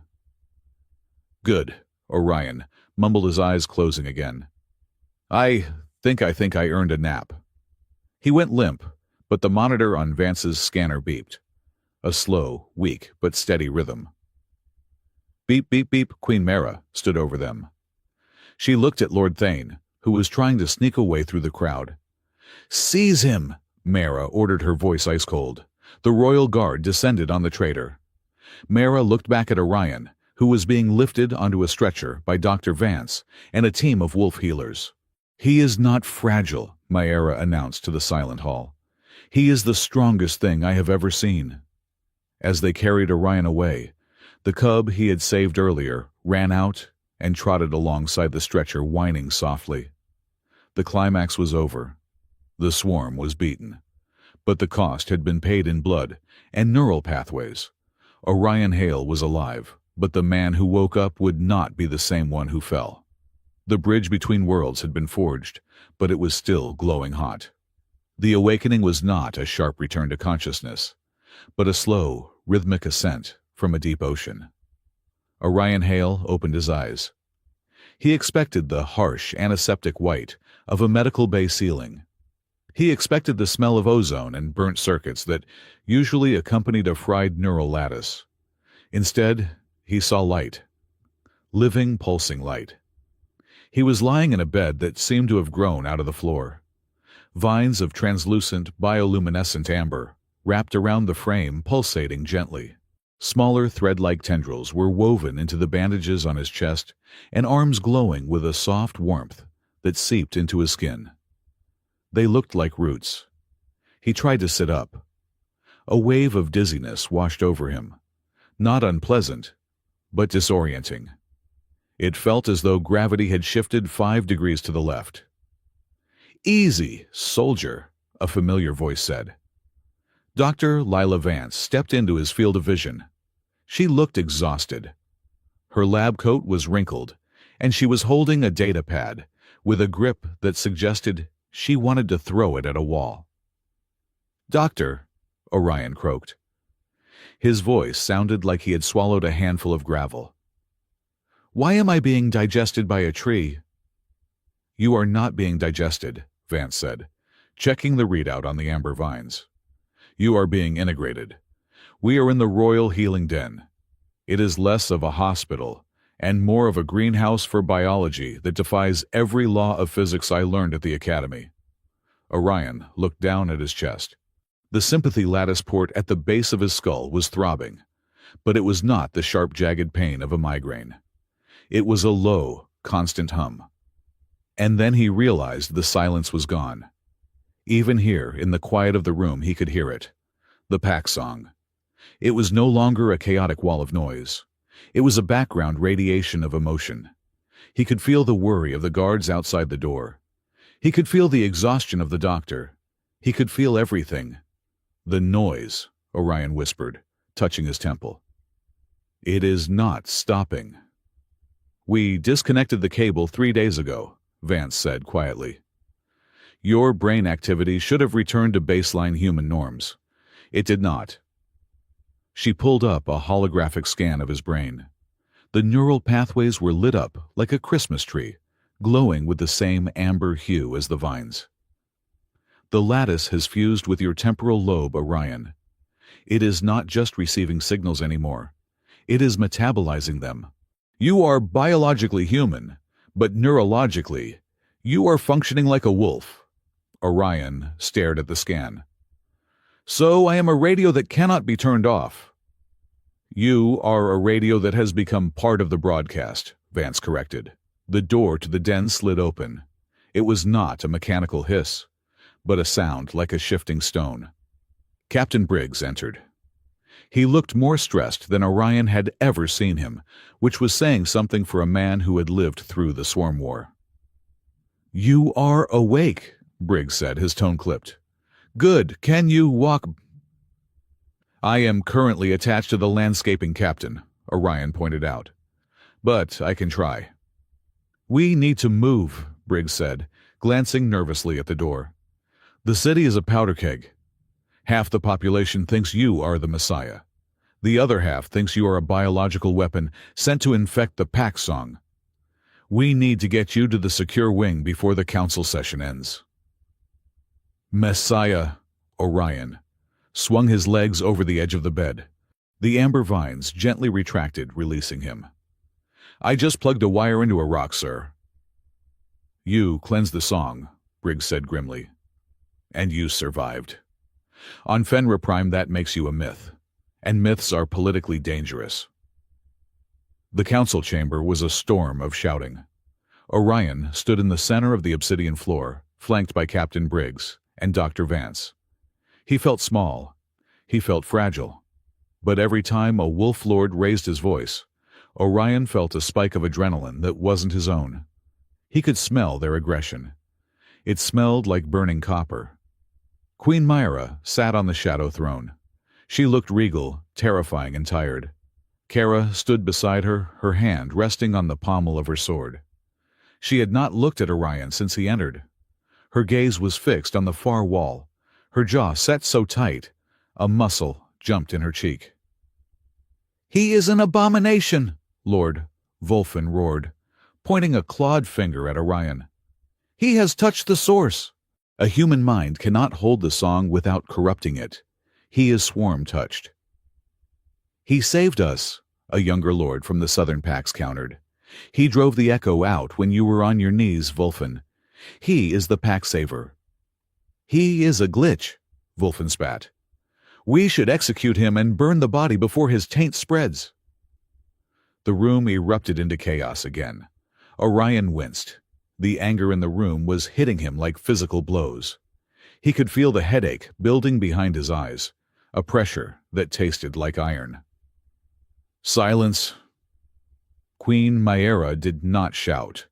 She simply spoke, and the command rippled through the pack song, forcing every wolf in the room to shut their mouths. It was a display of dominance so absolute, it made Orion's knees weak. "We are not here to discuss human biology," Mara said coldly. "We are here to discuss treason."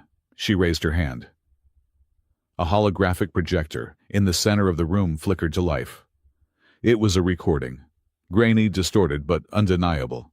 It showed Lord Thane Arkin, standing in the shadows of the lower city, handing a lead-wrapped parcel to a hooded figure.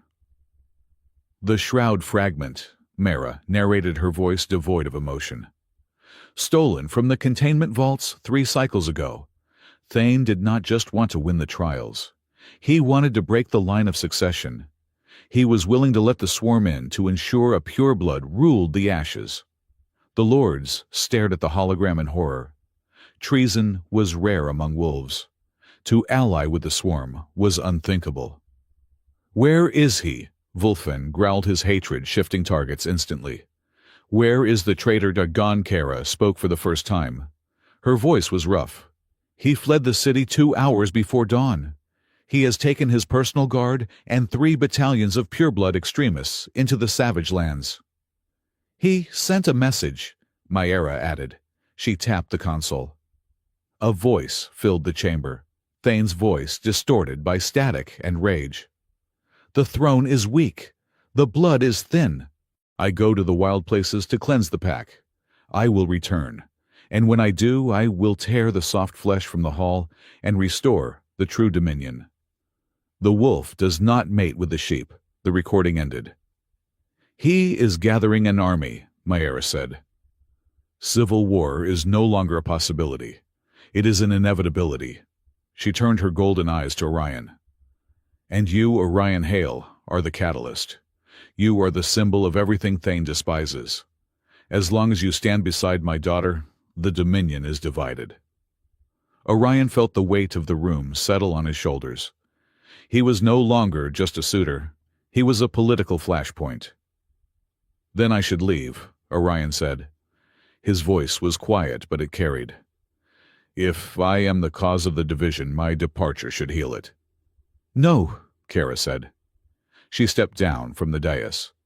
She moved with the grace of a stalking cat, stopping inches from Orion. She smelled of rain and steel. "If you leave," Kara said, staring directly into his eyes, "Thane wins. He proves that we are afraid of change. He proves that the alliance is a lie." "Princess," Ambassador Harker, who had been cowering in the observation box, piped up. "With all due respect, this is a domestic matter. Sergeant Hale is a soldier of the Terran Alliance. We cannot risk an intergalactic incident over a marriage proposal." "It is not a proposal anymore," Kara snapped, not looking away from Orion. "He won the trials. By our laws, he is the consort designate. To send him away is to break our own laws." "The laws were written for wolves," Wulfen argued. "Not for pets." Kara whirled around, her kinetic glaive activating with a hum. Wulfen flinched. "Call him a pet again," Kara whispered, "and I will see if your blood is as pure as you claim." "Enough," Myera commanded. "The court is dismissed. We will convene in the morning to discuss war strategy. Clear the hall." The lords shuffled out, muttering. Captain Briggs grabbed Orion's arm. "We are going back to the ship, Hale, now." "No," Myra said. "The sergeant stays. I have matters to discuss with him, alone." Briggs looked ready to argue, but one look from the Wolf Queen made him swallow his words. He nodded to Orion and retreated. The Queen's private solar was a room of glass and starlight suspended high above the smog of the industrial districts. It was quiet here. Myra stood by the window, looking out at the broken moon. Orion stood by the door, feeling like an intruder in a temple. You are confused, Mayra said, not turning around. That is my default state, Your Majesty, Orion replied. You feel the song, she said. You smell the fear of your captain. You hear the heartbeat of the guards in the hall. Yes, Mayra turned. Her face was unreadable. Do you know why? Dr. Vance says the lattice integrated with my temporal lobe. Neuroplasticity. The brain adapts to trauma. Dr. Vance is a brilliant woman, Mayra said, walking over to a small table covered in ancient scrolls and data crystals. But she thinks like a human. She sees mechanics. She does not see history. She picked up a crystal. It glowed with a pale blue light. 30 years ago, Mayra began. During the height of the Swarm War, the Dominion was losing. Our psychic network, the Paxong, was our greatest strength but also our weakness. The Swarm could track it. They hunted us with our thoughts. Orion listened the lattice in his head, humming in recognition. We needed a way to communicate that the Swarm could not hear, Mayra continued. We needed a frequency that was part of the song, but distinct. A shadow frequency. She placed the crystal on the table. It projected a hologram of a double helix. DNA. But it was not just wolf DNA. It was spliced. We initiated the Loonblood Project, Mayra said. We took the genetic markers of the royal line, the strongest psionic potential, and we attempted to synthesize a receiver. A biological interface that could allow a non-wolf to access the song without being part of the collective hive mind. Orion felt a chill that had nothing to do with the air conditioning. A non-wolf? You mean a human? We had human allies then, Mayra said. Mercenaries, soldiers, survivors. We took orphans from the war zones, children who had lost everything. We gave them implants. We tried to give them the Loonblood markers to make the implants work. Orion took a step back. You experimented on children. We tried to save our species, Mayra said, her voice hard. Most of the subjects rejected the interface. The madness took them, or the swarm found them. She looked at Orion. But some survived. They were returned to the human colonies, their memories wiped, their medical files redacted, hidden in plain sight. Orion felt the room spinning. His sympathy lattice, the thing he thought was just a piece of military tech. A standard-issue medical aid was not standard. I am a sleeper agent, Orion whispered. No, Mayra said. You are a bridge. When you arrived on Fenra, I smelled it on you. The resonance. It was faint, buried under years of human conditioning and trauma. But it was there. That is why I let you enter the trials. I needed to know if the project had worked. I needed to know if a human could truly hold the song. You used me, Orion said. The anger was rising now. It wasn't the Pack's anger. It was his own. You let me walk into that arena. You let me fight the Swarm Echo just to test your old science experiment. I gave you a choice, Mayra said. You stepped forward. I did not force you. Did I? Orion laughed a harsh, bitter sound. Did I step forward because I wanted to, or did I step forward because this? He tapped his skull. Because this thing in my head was programmed to respond to your call when you roared? Was I making a choice, or was I just a dog answering a whistle? Mayra's expression softened just a fraction. That is a question only you can answer, Orion. And Kara? Orion asked, his voice shaking. Does she know I am just a lab rat with a fancy antenna? She knows nothing of the Loonblood Project, Mayra said. It was sealed by the old council. If she knew, she would burn this palace to the ground. Yeah, Orion said, turning to the door. She probably would. Orion, Mayra called out. He stopped his hand on the panel. The connection you feel with the lattice makes it possible, Mayra said quietly. But the lattice does not create emotion. It only transmits it. Remember that. Orion walked out. He didn't slam the door. He was too numb for that. He found Kara in the observation deck of the flagship Void Howl, which was docked at the highest spire of the palace. She was looking out at the stars, her reflection ghostly in the transparent steel. She turned when he entered. Her relief was immediate and visible. She took a step toward him, reaching out. "Orion." "Mother kept you for an hour. I was about to break down the door." Orion flinched. He stepped back, avoiding her hand. Kara froze. Her hand hovered in the air, then slowly dropped to her side. The hurt in her eyes was immediate, followed instantly by a defensive wall of ice. "What did she say to you?" Kara asked low. Orion looked at her. He saw the beautiful, fierce woman he had fought beside in the mindscape. He remembered the warmth of her hand on his chest, and then he remembered the hologram of the double helix, the experiment. "She told me why I can hear the ghosts," Orion said. "She told me about the sympathy lattice. It is not just a medical tool, Kara. It is bespoke, custom-made, using genetic markers from your bloodline." Kara frowned. "What are you talking about?" "I was a project," Orion said, his voice flat. 30 years ago, they put this thing in my head so I could be a radio for the wolves. I am compatible with you because I was engineered to be compatible." "So?" Kara stared at him. "That is impossible. You are human." "Am I?" Orion asked. "I hear howling when I sleep. I smell fear like it is a perfume. And when your mother asked who would give her strong children, I didn't think, Kara. I didn't think at all. I just moved. Like a machine executing a command." "Stop it," Kara said. "Why do you think we work so well together?" Orion pressed, stepping closer, his voice rising. "Why did I see the sniper? Why could I pull you out of the swarm? It is not destiny. It is not romance. It is math. I am the key to your lock." "I said stop!" Kara shouted. She shoved him. It was a physical shove, hard enough to knock the wind out of him. He stumbled back against a bulkhead. "Do not dare!" Kara hissed, her eyes glowing with gold fire. "Do not you dare reduce this to mechanics. You think I care about your implant?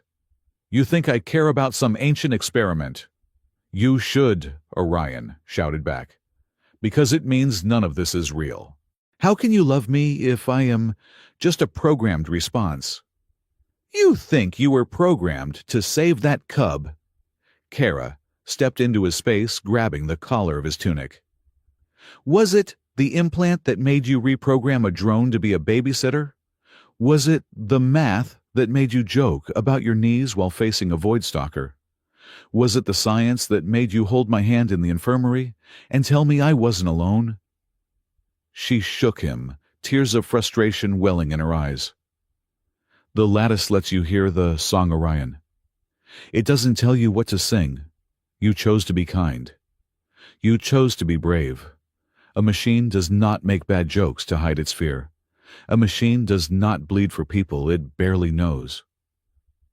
Orion stared at her. He was breathing hard. The anger was draining out of him, replaced by a hollow, aching fear. "I don't know who I am anymore," he whispered. "I close my eyes and I don't see Earth. I see Fenra. I feel the pack. If I stay here, if I stay with you, I might lose the last bit of humanity I have left." Kara let go of his collar. She smoothed the fabric with trembling hands. "And if you leave?" she asked softly. "If I leave, maybe I can find myself again," Orion said. "Maybe I can silence the noise." Kara looked away. She bit her lip, fighting for control. "The council wants me to marry Lord Varric," she said suddenly. "He is safe. He is pure blood. He is boring. They say I can keep you as a consultant, an advisor for the pack song." "Varric is a good soldier," Orion said automatically. "He has good dental hygiene." "I hate his dental hygiene," Kara said. A tear escaped, tracking through the fur on her cheek. "I hate that he agrees with everything I say. I hate that he looks at me like a statue to be worshipped, not a person to be held." She looked back at Orion. "I do not want to be safe, Orion. I want the idiot who throws cups at assassins. Ah, Kara. But I cannot make you stay, she said, her voice hardening. She stepped back, creating a physical distance between them. I cannot order you to be my consort, not if you think it is a prison. It is not a prison, Orion said. It is a question I don't have the answer to yet. Then go, Kara said. She turned her back to him. Go back to your ship. Go figure out if you are a man or a machine. But do not take too long, Sergeant. Thane is gathering his army, and I have a war to fight. Kara, please. Leave, she commanded. It was the voice of the Crown Huntress. Orion stood there for a long moment. The pack song in his head was a mournful, low keening. It sounded like a heart breaking in slow motion. He turned and walked out of the observation deck. As the door hissed shut, he heard the sound of glass shattering. Kara, punching the transparent steel wall. Orion sat in his quarters on the Terran transport ship. It was quiet here. The walls were shielded. The hum of the pack song was distant, muffled. He should feel relieved. He was back in human territory. He was safe. He looked at his hands. They looked the same. But when he picked up his coffee cup, he didn't just smell the roast. He smelled the stress of the junior ensign who had brewed it. He smelled the ozone of the engine room 3 decks down. He looked at the reflection in the dark liquid. Who are you? He asked the reflection. The reflection didn't answer. But the sympathy lattice pulsed. Bridget whispered, broken. There was a knock on the door. It was Dr. Vance. We are scheduled for liftoff in 6 hours, Vance said, leaning against the door frame. Ambassador Harker is eager to put a few light years between us and the Civil War. Yeah, Orion said. You are not packing, Vance noted. I travel light. Vance walked in and sat on the bunk opposite him. Mayra told you. Orion looked up sharply. You knew, I suspected, Vance admitted. The integration was too clean. Your body didn't reject the lattice. It hugged it. That doesn't happen by accident. I ran a deep genetic scan while you were in the coma. And you have markers, Vance said. Loon blood markers. Trace amounts, but enough. So I am a lab rat, Orion said bitterly. No, Vance said. She leaned forward, her expression serious. Orion, the Loon Blood Project, used survivors. But to get the markers to stick, to get them to integrate into the germline, that takes more than just a splice. It takes lineage. Orion frowned. What are you saying? I am saying the math doesn't add up for a random test subject, Vance said. The compatibility is too high. You are not just a human with a wolf implant. You are a human with wolf antecedents, Orion laughed. My family is from Ohio, Lila. Farmers and teachers. Records can be forged, Vance said. Memories can be wiped. You said it yourself. Mayra recognized you. Not the tech, you. She stood up. I am just the doctor. I look at the cells, and the cells say you belong here more than you belong on Earth. She dropped a data pad on his bunk. I downloaded the full unredacted file on the Loon Blood Project from the Wolf archives before Mayra locked me out. It is encrypted, but you are good with codes. She went to the door. The ship leaves in 6 hours, Orion. If you are on it, we go to Earth. If you are not well, I guess I will have to explain to the ambassador why I lost a patient. She left. Orion stared at the data pad. Outside the viewport, the twin suns were setting. The moon was rising, the moon, where he had bled, where he had saved a rival, where he had fallen in love. He picked up the data pad. File access Loonblood $Alpha, subject 0. He hesitated. If he opened this, there was no going back. If he opened this, the half-truth Mayra gave him might turn into something much bigger. The pack song hummed. It wasn't commanding him. It was waiting. Orion took a deep breath. Okay, he whispered. Let us see how deep the rabbit hole goes. He tapped the screen. The code began to scroll. And in the wildlands beneath the shadow of a mountain, Lord Thane stood before a pulsating monolith of black glass, his eyes glowing with the violet light of the swarm. "The bridge is cracked," Thane hissed to the darkness. "Now we break it." The falling action was complete. The pieces were scattered. But the truth was about to pull them back together with the force of a collapsing star. The red warning lights of the Void Howl command deck pulsed with a rhythm that matched the pounding in Orion Hale's skull. The immediate crisis of the gauntlet was over, but the aftershocks were proving to be far more dangerous than the explosion itself. Dr. Lila Vance stood before the tactical display, her face illuminated by the holographic map of the sector. "It is a beacon," Vance explained, her voice tight with exhaustion. "When Lord Thane crushed that shroud fragment, he did not just infect the local network. He sent out a pulse, a dinner bell. We are reading massive hyperspace variances at the edge of the system. The swarm is curious, and they are coming to see what made the noise." Queen Mara stood at the head of the table. She looked older than she had yesterday. The strain of holding the pack song together was etching deep lines into her face. "We cannot fight a second war," Mara stated. "Not with the Dominion divided. Not with the song fractured." "We have to stabilize the frequency," Kara said, standing beside Orion. She was not wearing her armor today. Just a simple tunic, but she looked more like a warrior than ever. "If we harmonize the pack song, we can create a shield, a psychic dampening field that will hide Fenra from the swarm's sensors. But we need a focal point." Mara turned her gaze to Orion. "We need the bridge." Orion sat in the corner, nursing a cup of lukewarm tea. He felt the weight of their eyes. He was still processing the data. Vance had given him the files about the Loonblood project, the genetic markers, the possibility that he was a manufactured thing. But right now, with the threat of extinction looming, his existential crisis had to wait. "I am tired of being a metaphor," Orion said, standing up. His knee popped a familiar and grounding sound. "Just tell me what I have to plug into this time." "Not a machine," Mayra said softly. "A place. The Temple of the Weaving Moon." The shuttle ride to Fenra's moon was silent. The temple was not a ruin. It was a pristine structure of white marble and silver veins, built into the side of a crater that looked eternally up at the mother planet.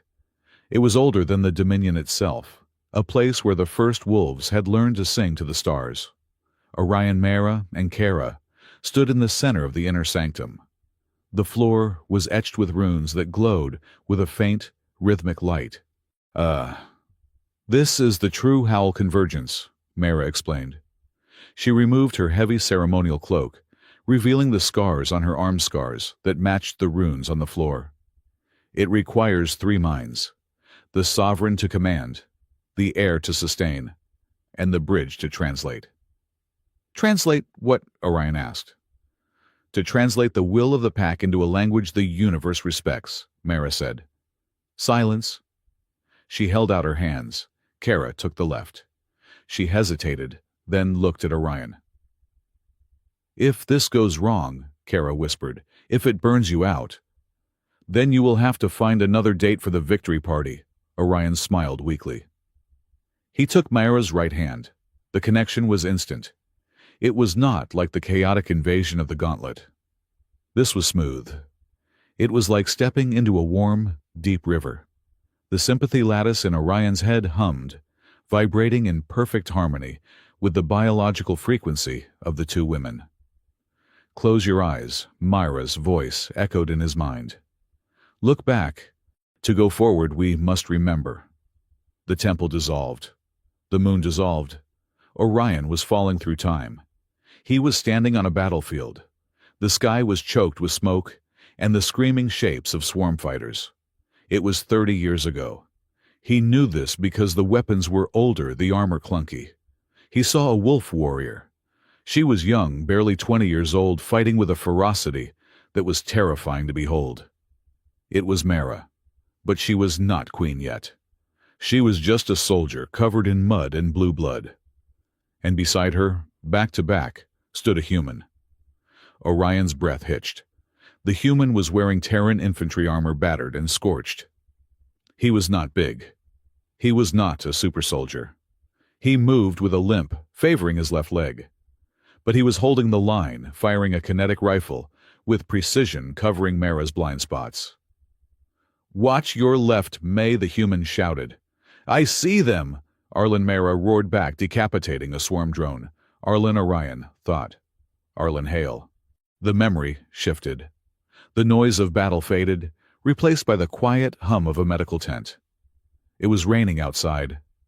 Myra was sitting on a crate, wincing, as Arlen stitched a wound on her arm. His hands were gentle. He was humming a tune, an old Earth lullaby. "You humans are so soft," Myra teased, though her eyes were full of adoration. "You break so easily." "That is why we are tough," Arlen replied, tying off the suture. "We break and we mend. That is the trick. Wolves just snap." He leaned in and kissed her. It was not a tentative kiss. It was the desperate, hungry kiss of two people who might be dead by morning.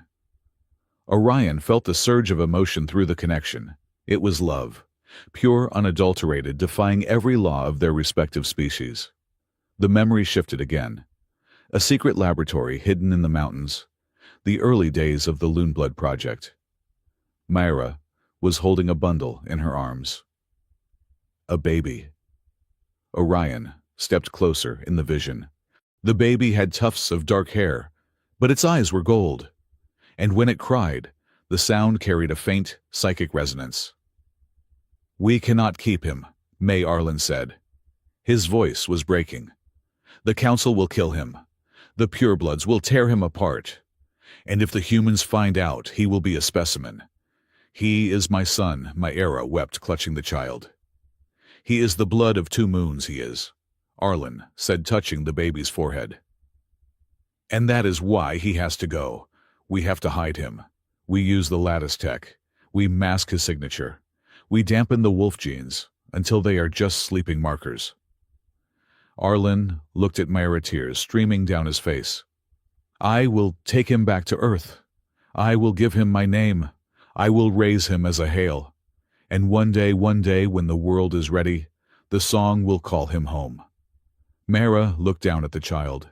She whispered a word in the ancient tongue, a blessing, a promise. "Run, my little wolf. Run until you are strong enough to turn around."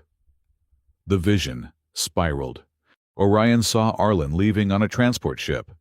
He saw the child, growing up on Earth, a grandfather, now raising a son who raised a son. The stories of grandmother's lullabies that sounded like howling. The strange affinity for the moon. The medical files that never quite made sense. The lineage. Orion Hale was not a random soldier. He was the great-grandson of the Wolf Queen. The Loonblood markers in his DNA were not artificial. They were an inheritance. The vision ended with a blinding flash of white light. Orion gasped, falling to his knees on the cold marble floor of the temple. The silence in the sanctum was absolute. He stared at the floor, his sweat dripping onto the ancient runes. His heart was hammering a rhythm that felt too big for his chest. "Orion," Kara's voice was a whisper. She was staring at him, her eyes wide with shock. She had seen it too. Through the link, she had seen the truth. Orion looked up. Mara was standing over him. She was weeping. The Queen of Iron and Ice was crying openly. "Arlen died 3 years after he left," Mara whispered. "A shuttle accident. I never got to tell him I was waiting." She reached out a hand, trembling toward Orion. "I lost his trail," she confessed. "The masking was too good. For 60 years I searched for the bloodline. I listened to the pack song, waiting for an echo. And then 3 months ago I heard a heartbeat on the frontier. A human soldier, saving a wolf from a fire." "You knew," Orion said. His voice was hollow. "When I stepped out in the hall, you knew." "I hoped," Myra corrected.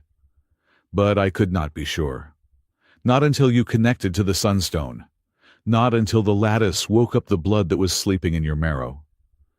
Orion stood up slowly. He felt a surge of betrayal, so hot it almost choked him. "So that is it?" he asked, his voice rising. "The whole challenge, the strong children. It was a fishing expedition. You were just trawling the galaxy to see if your lost science experiment would come back to you." "Orion, no." Kara stepped forward, reaching for him.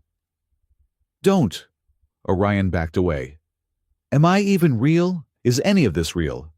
Or am I just a biological failsafe you activated to save your kingdom?" "You are my blood," Mara cried out.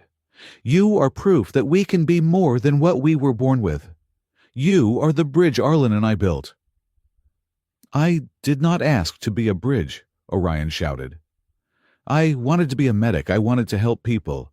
I didn't ask to be part of some royal eugenics opera."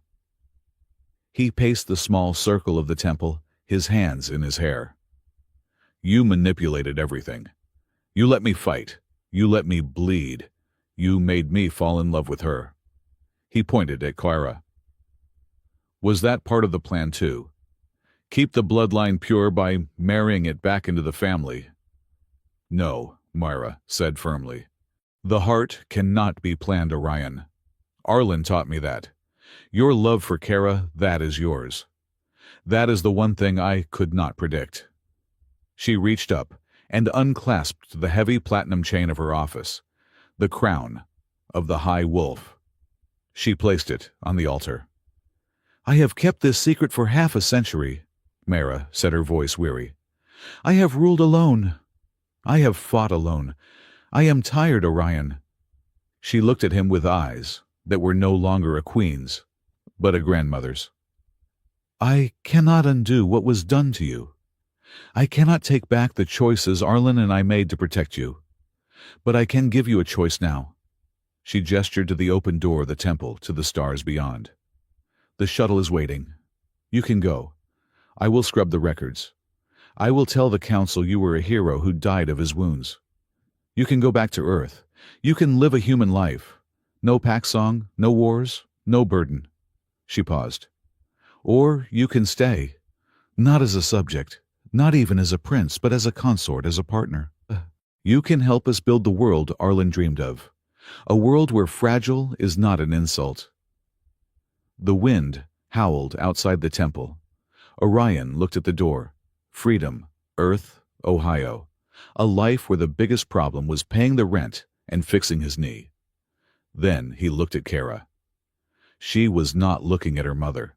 She was looking at him. She was not crying. She was standing tall, her hands open at her sides. She was not begging him to stay. She was respecting him enough to let him leave. And in that silence, Orion heard it. Not the pack song, not the overwhelming psychic noise of the millions. He heard the heartbeat he had memorized in the dark. 1-2, 1-2. He remembered the cub shivering in the dirt. He remembered Varg limping beside him. He remembered the laugh Kara gave when he tripped over his own boots. He looked at his hands, human hands, but beneath the skin the blood was singing. "I am angry," Orion said. "I am really, really angry at you, Mara." Mara nodded, bowing her head. "You have every right to be." "And I don't care about your bloodline," Orion continued. "I don't care about strong children or ancient prophecies." He walked over to Kara. He took her hands. They were rough, warm, and real. "I don't know what percent of me is wolf and what percent is human," Orion said to her. "And honestly, I don't think it matters. My blood might be a history lesson, Kara, but my heart is just yours." Kara let out a shuddering breath and pulled him into a hug that threatened to crack his ribs. "You are an idiot," she whispered into his neck. "A wonderful, stubborn idiot." Orion looked over Kara's shoulder at Mara. "I am staying," Orion said, "but not for the throne. I am staying for the family, and we are going to have a very long talk about boundaries, grandmother." Myra smiled. It was the first genuine smile he had seen on her face. It made her look young again. I would expect nothing less, she said. The bonding ceremony was held in the great plaza of Fenra Prime. It was attended by every citizen of the capital and broadcast to every colony in the Dominion and the Terran Alliance. The atmosphere was electric. The fear of the swarm was still there, but it was overshadowed by curiosity. Orion stood on the dais. He was not wearing the traditional wolf furs. He was wearing a dress uniform that was a hybrid Terran cut but embroidered with the silver thread of the wolf house. Kara stood opposite him. She looked magnificent in ceremonial armor of white gold. The high priest, an ancient wolf with fur like dried moss, held out the bonding chalice. By the blood of the ancestors, the priest intoned, do you, Kara, take this mail to be your shield and your spear, to dominate, and to protect. Kara took the cup. She looked at the crowd. No, she said. The crowd murmured. I do not take him to dominate, Kara declared, her voice ringing clear. The old laws say the strong must lead the weak, but I have learned that strength has many forms. She turned to Orion. I take him to be my partner, to be my conscience. I took him because when the darkness came, he was the only one who brought a light. She drank from the cup and handed it to Orion. Orion took it. His hands were steady. And do you, Orion, the priest asked, looking confused, take this female to well to survive her? Orion laughed. The sound was amplified by the speakers, rolling over the crowd. I take her to stand beside her, Orion said. I promise to protect this pack, not just with claws, but with compassion. I promise to remind you that being unbreakable isn't the only way to be strong. He looked at the sea of wolf faces. He saw the purebloods looking skeptical. He saw the humans looking proud.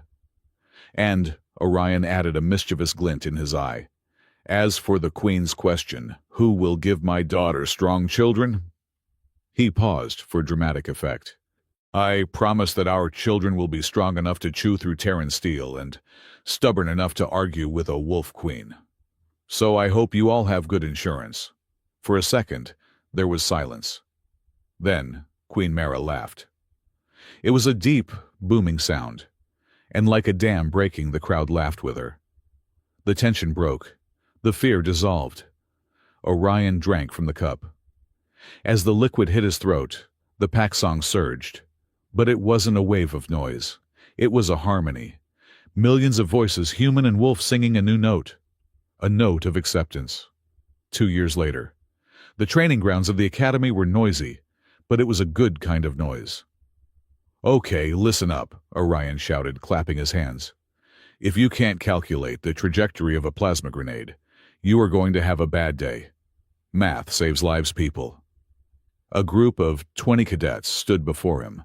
They were a mixed bunch. Some were pure wolf. Some were human. And 3 of them were hybrids, children who had been in hiding now, brought into the light by the new laws Orion and Kara had pushed through. Instructor Hale, a small hybrid girl, raised her hand. She had human ears but golden eyes. Can we use the scent trackers instead of the math? We use both, Alara, Orion said, crouching down. Use your nose to find the target. Use your brain to make sure you don't blow up your own team. Dual processing. It is the future. He stood up, watching them scramble over the obstacle course. He didn't need a cane anymore, though his knee still ached when it rained. You are soft on them, a voice grumbled. Orion turned. Myra was sitting on a bench nearby. She was wearing simple robes, retired from the daily grind of ruling, though she still terrified the council when she visited. In her lap sat a toddler. He was chubby, with a shock of black hair and tiny, sharp canines. He was chewing on Myra's thumb with enthusiastic ferocity. He is teething, grandmother, Orion said, sitting beside her. He needs something tough to chew on. He has your chin, Myra noted, looking down at her great-grandson. And Kara's temper. He bit the Minister of Finance yesterday. Good lad, Orion grinned. That guy is trying to cut the education budget. Across the field, a transport arrived. Kara stepped out, flanked by her support squad. Sarah, the engineer, was arguing with Core about the modifications to the new perimeter drones. Dr. Vance was walking with them, shaking her head but smiling. The pureblood guard who escorted them didn't sneer at the humans anymore. He was actually listening to Vance explain the nutritional value of synthetic protein. It wasn't paradise. There were still arguments. There were still prejudices. But it was working. Kara walked over to them. She kissed Orion on the cheek, then leaned down to nuzzle the baby, who giggled and grabbed her braids. "Report from the frontier," Kara said, her face serious but calm. "Scouts picked up a signal in the ice sector." "Thane?" Orion asked. "We think so," Kara nodded. "He is on a frozen rock trying to communicate with a swarm fragment. He is building a cult." "Let him freeze," Myra said, bouncing the baby. "He is the past. He is a ghost story we tell children so they eat their vegetables." "We will have to deal with him eventually," Orion said. "We will," Kara agreed. She took Orion's hand. "But not today. Today we have a graduation ceremony. And I believe you promised to bake the cake." "I said I would buy a cake," Orion corrected. "I am a medic, not a baker. I burn water." Later that evening, the celebration wound down. Orion and Kara stood on the observation deck of the Alliance flagship, looking out at the stars. Below them, Fenra Prime glowed no longer just with the harsh fires of industry, but with the warm lights of a city that was learning to sleep without nightmares. The fleet was launching a joint task force of wolf cruisers and Terran frigates, heading out to patrol the border. "You know," Orion said quietly, leaning against the railing, "when I first came here, I thought I was the most fragile thing in the universe." "And now?" Kara asked, leaning her head on his shoulder. Orion closed his eyes. He listened. He heard the baby sleeping in the nursery. He heard Mara snoring. She claimed queens didn't snore, but she did. He heard the cadets laughing in the barracks. He heard the hum of the sympathy lattice weaving it all together into a song of complex, messy, beautiful life. "Now," Orion said, "I think I am exactly strong enough." He opened his eyes and looked at the woman he loved, the woman who could crush a tank but chose to hold his hand. "Ready for tomorrow?" he asked. Kara smiled. It was the smile of a huntress who had found what she was looking for. "Always," she said. They stood together, a wolf and a human, watching the ships burn bright trails into the dark, ready for whatever the galaxy decided to throw at them next.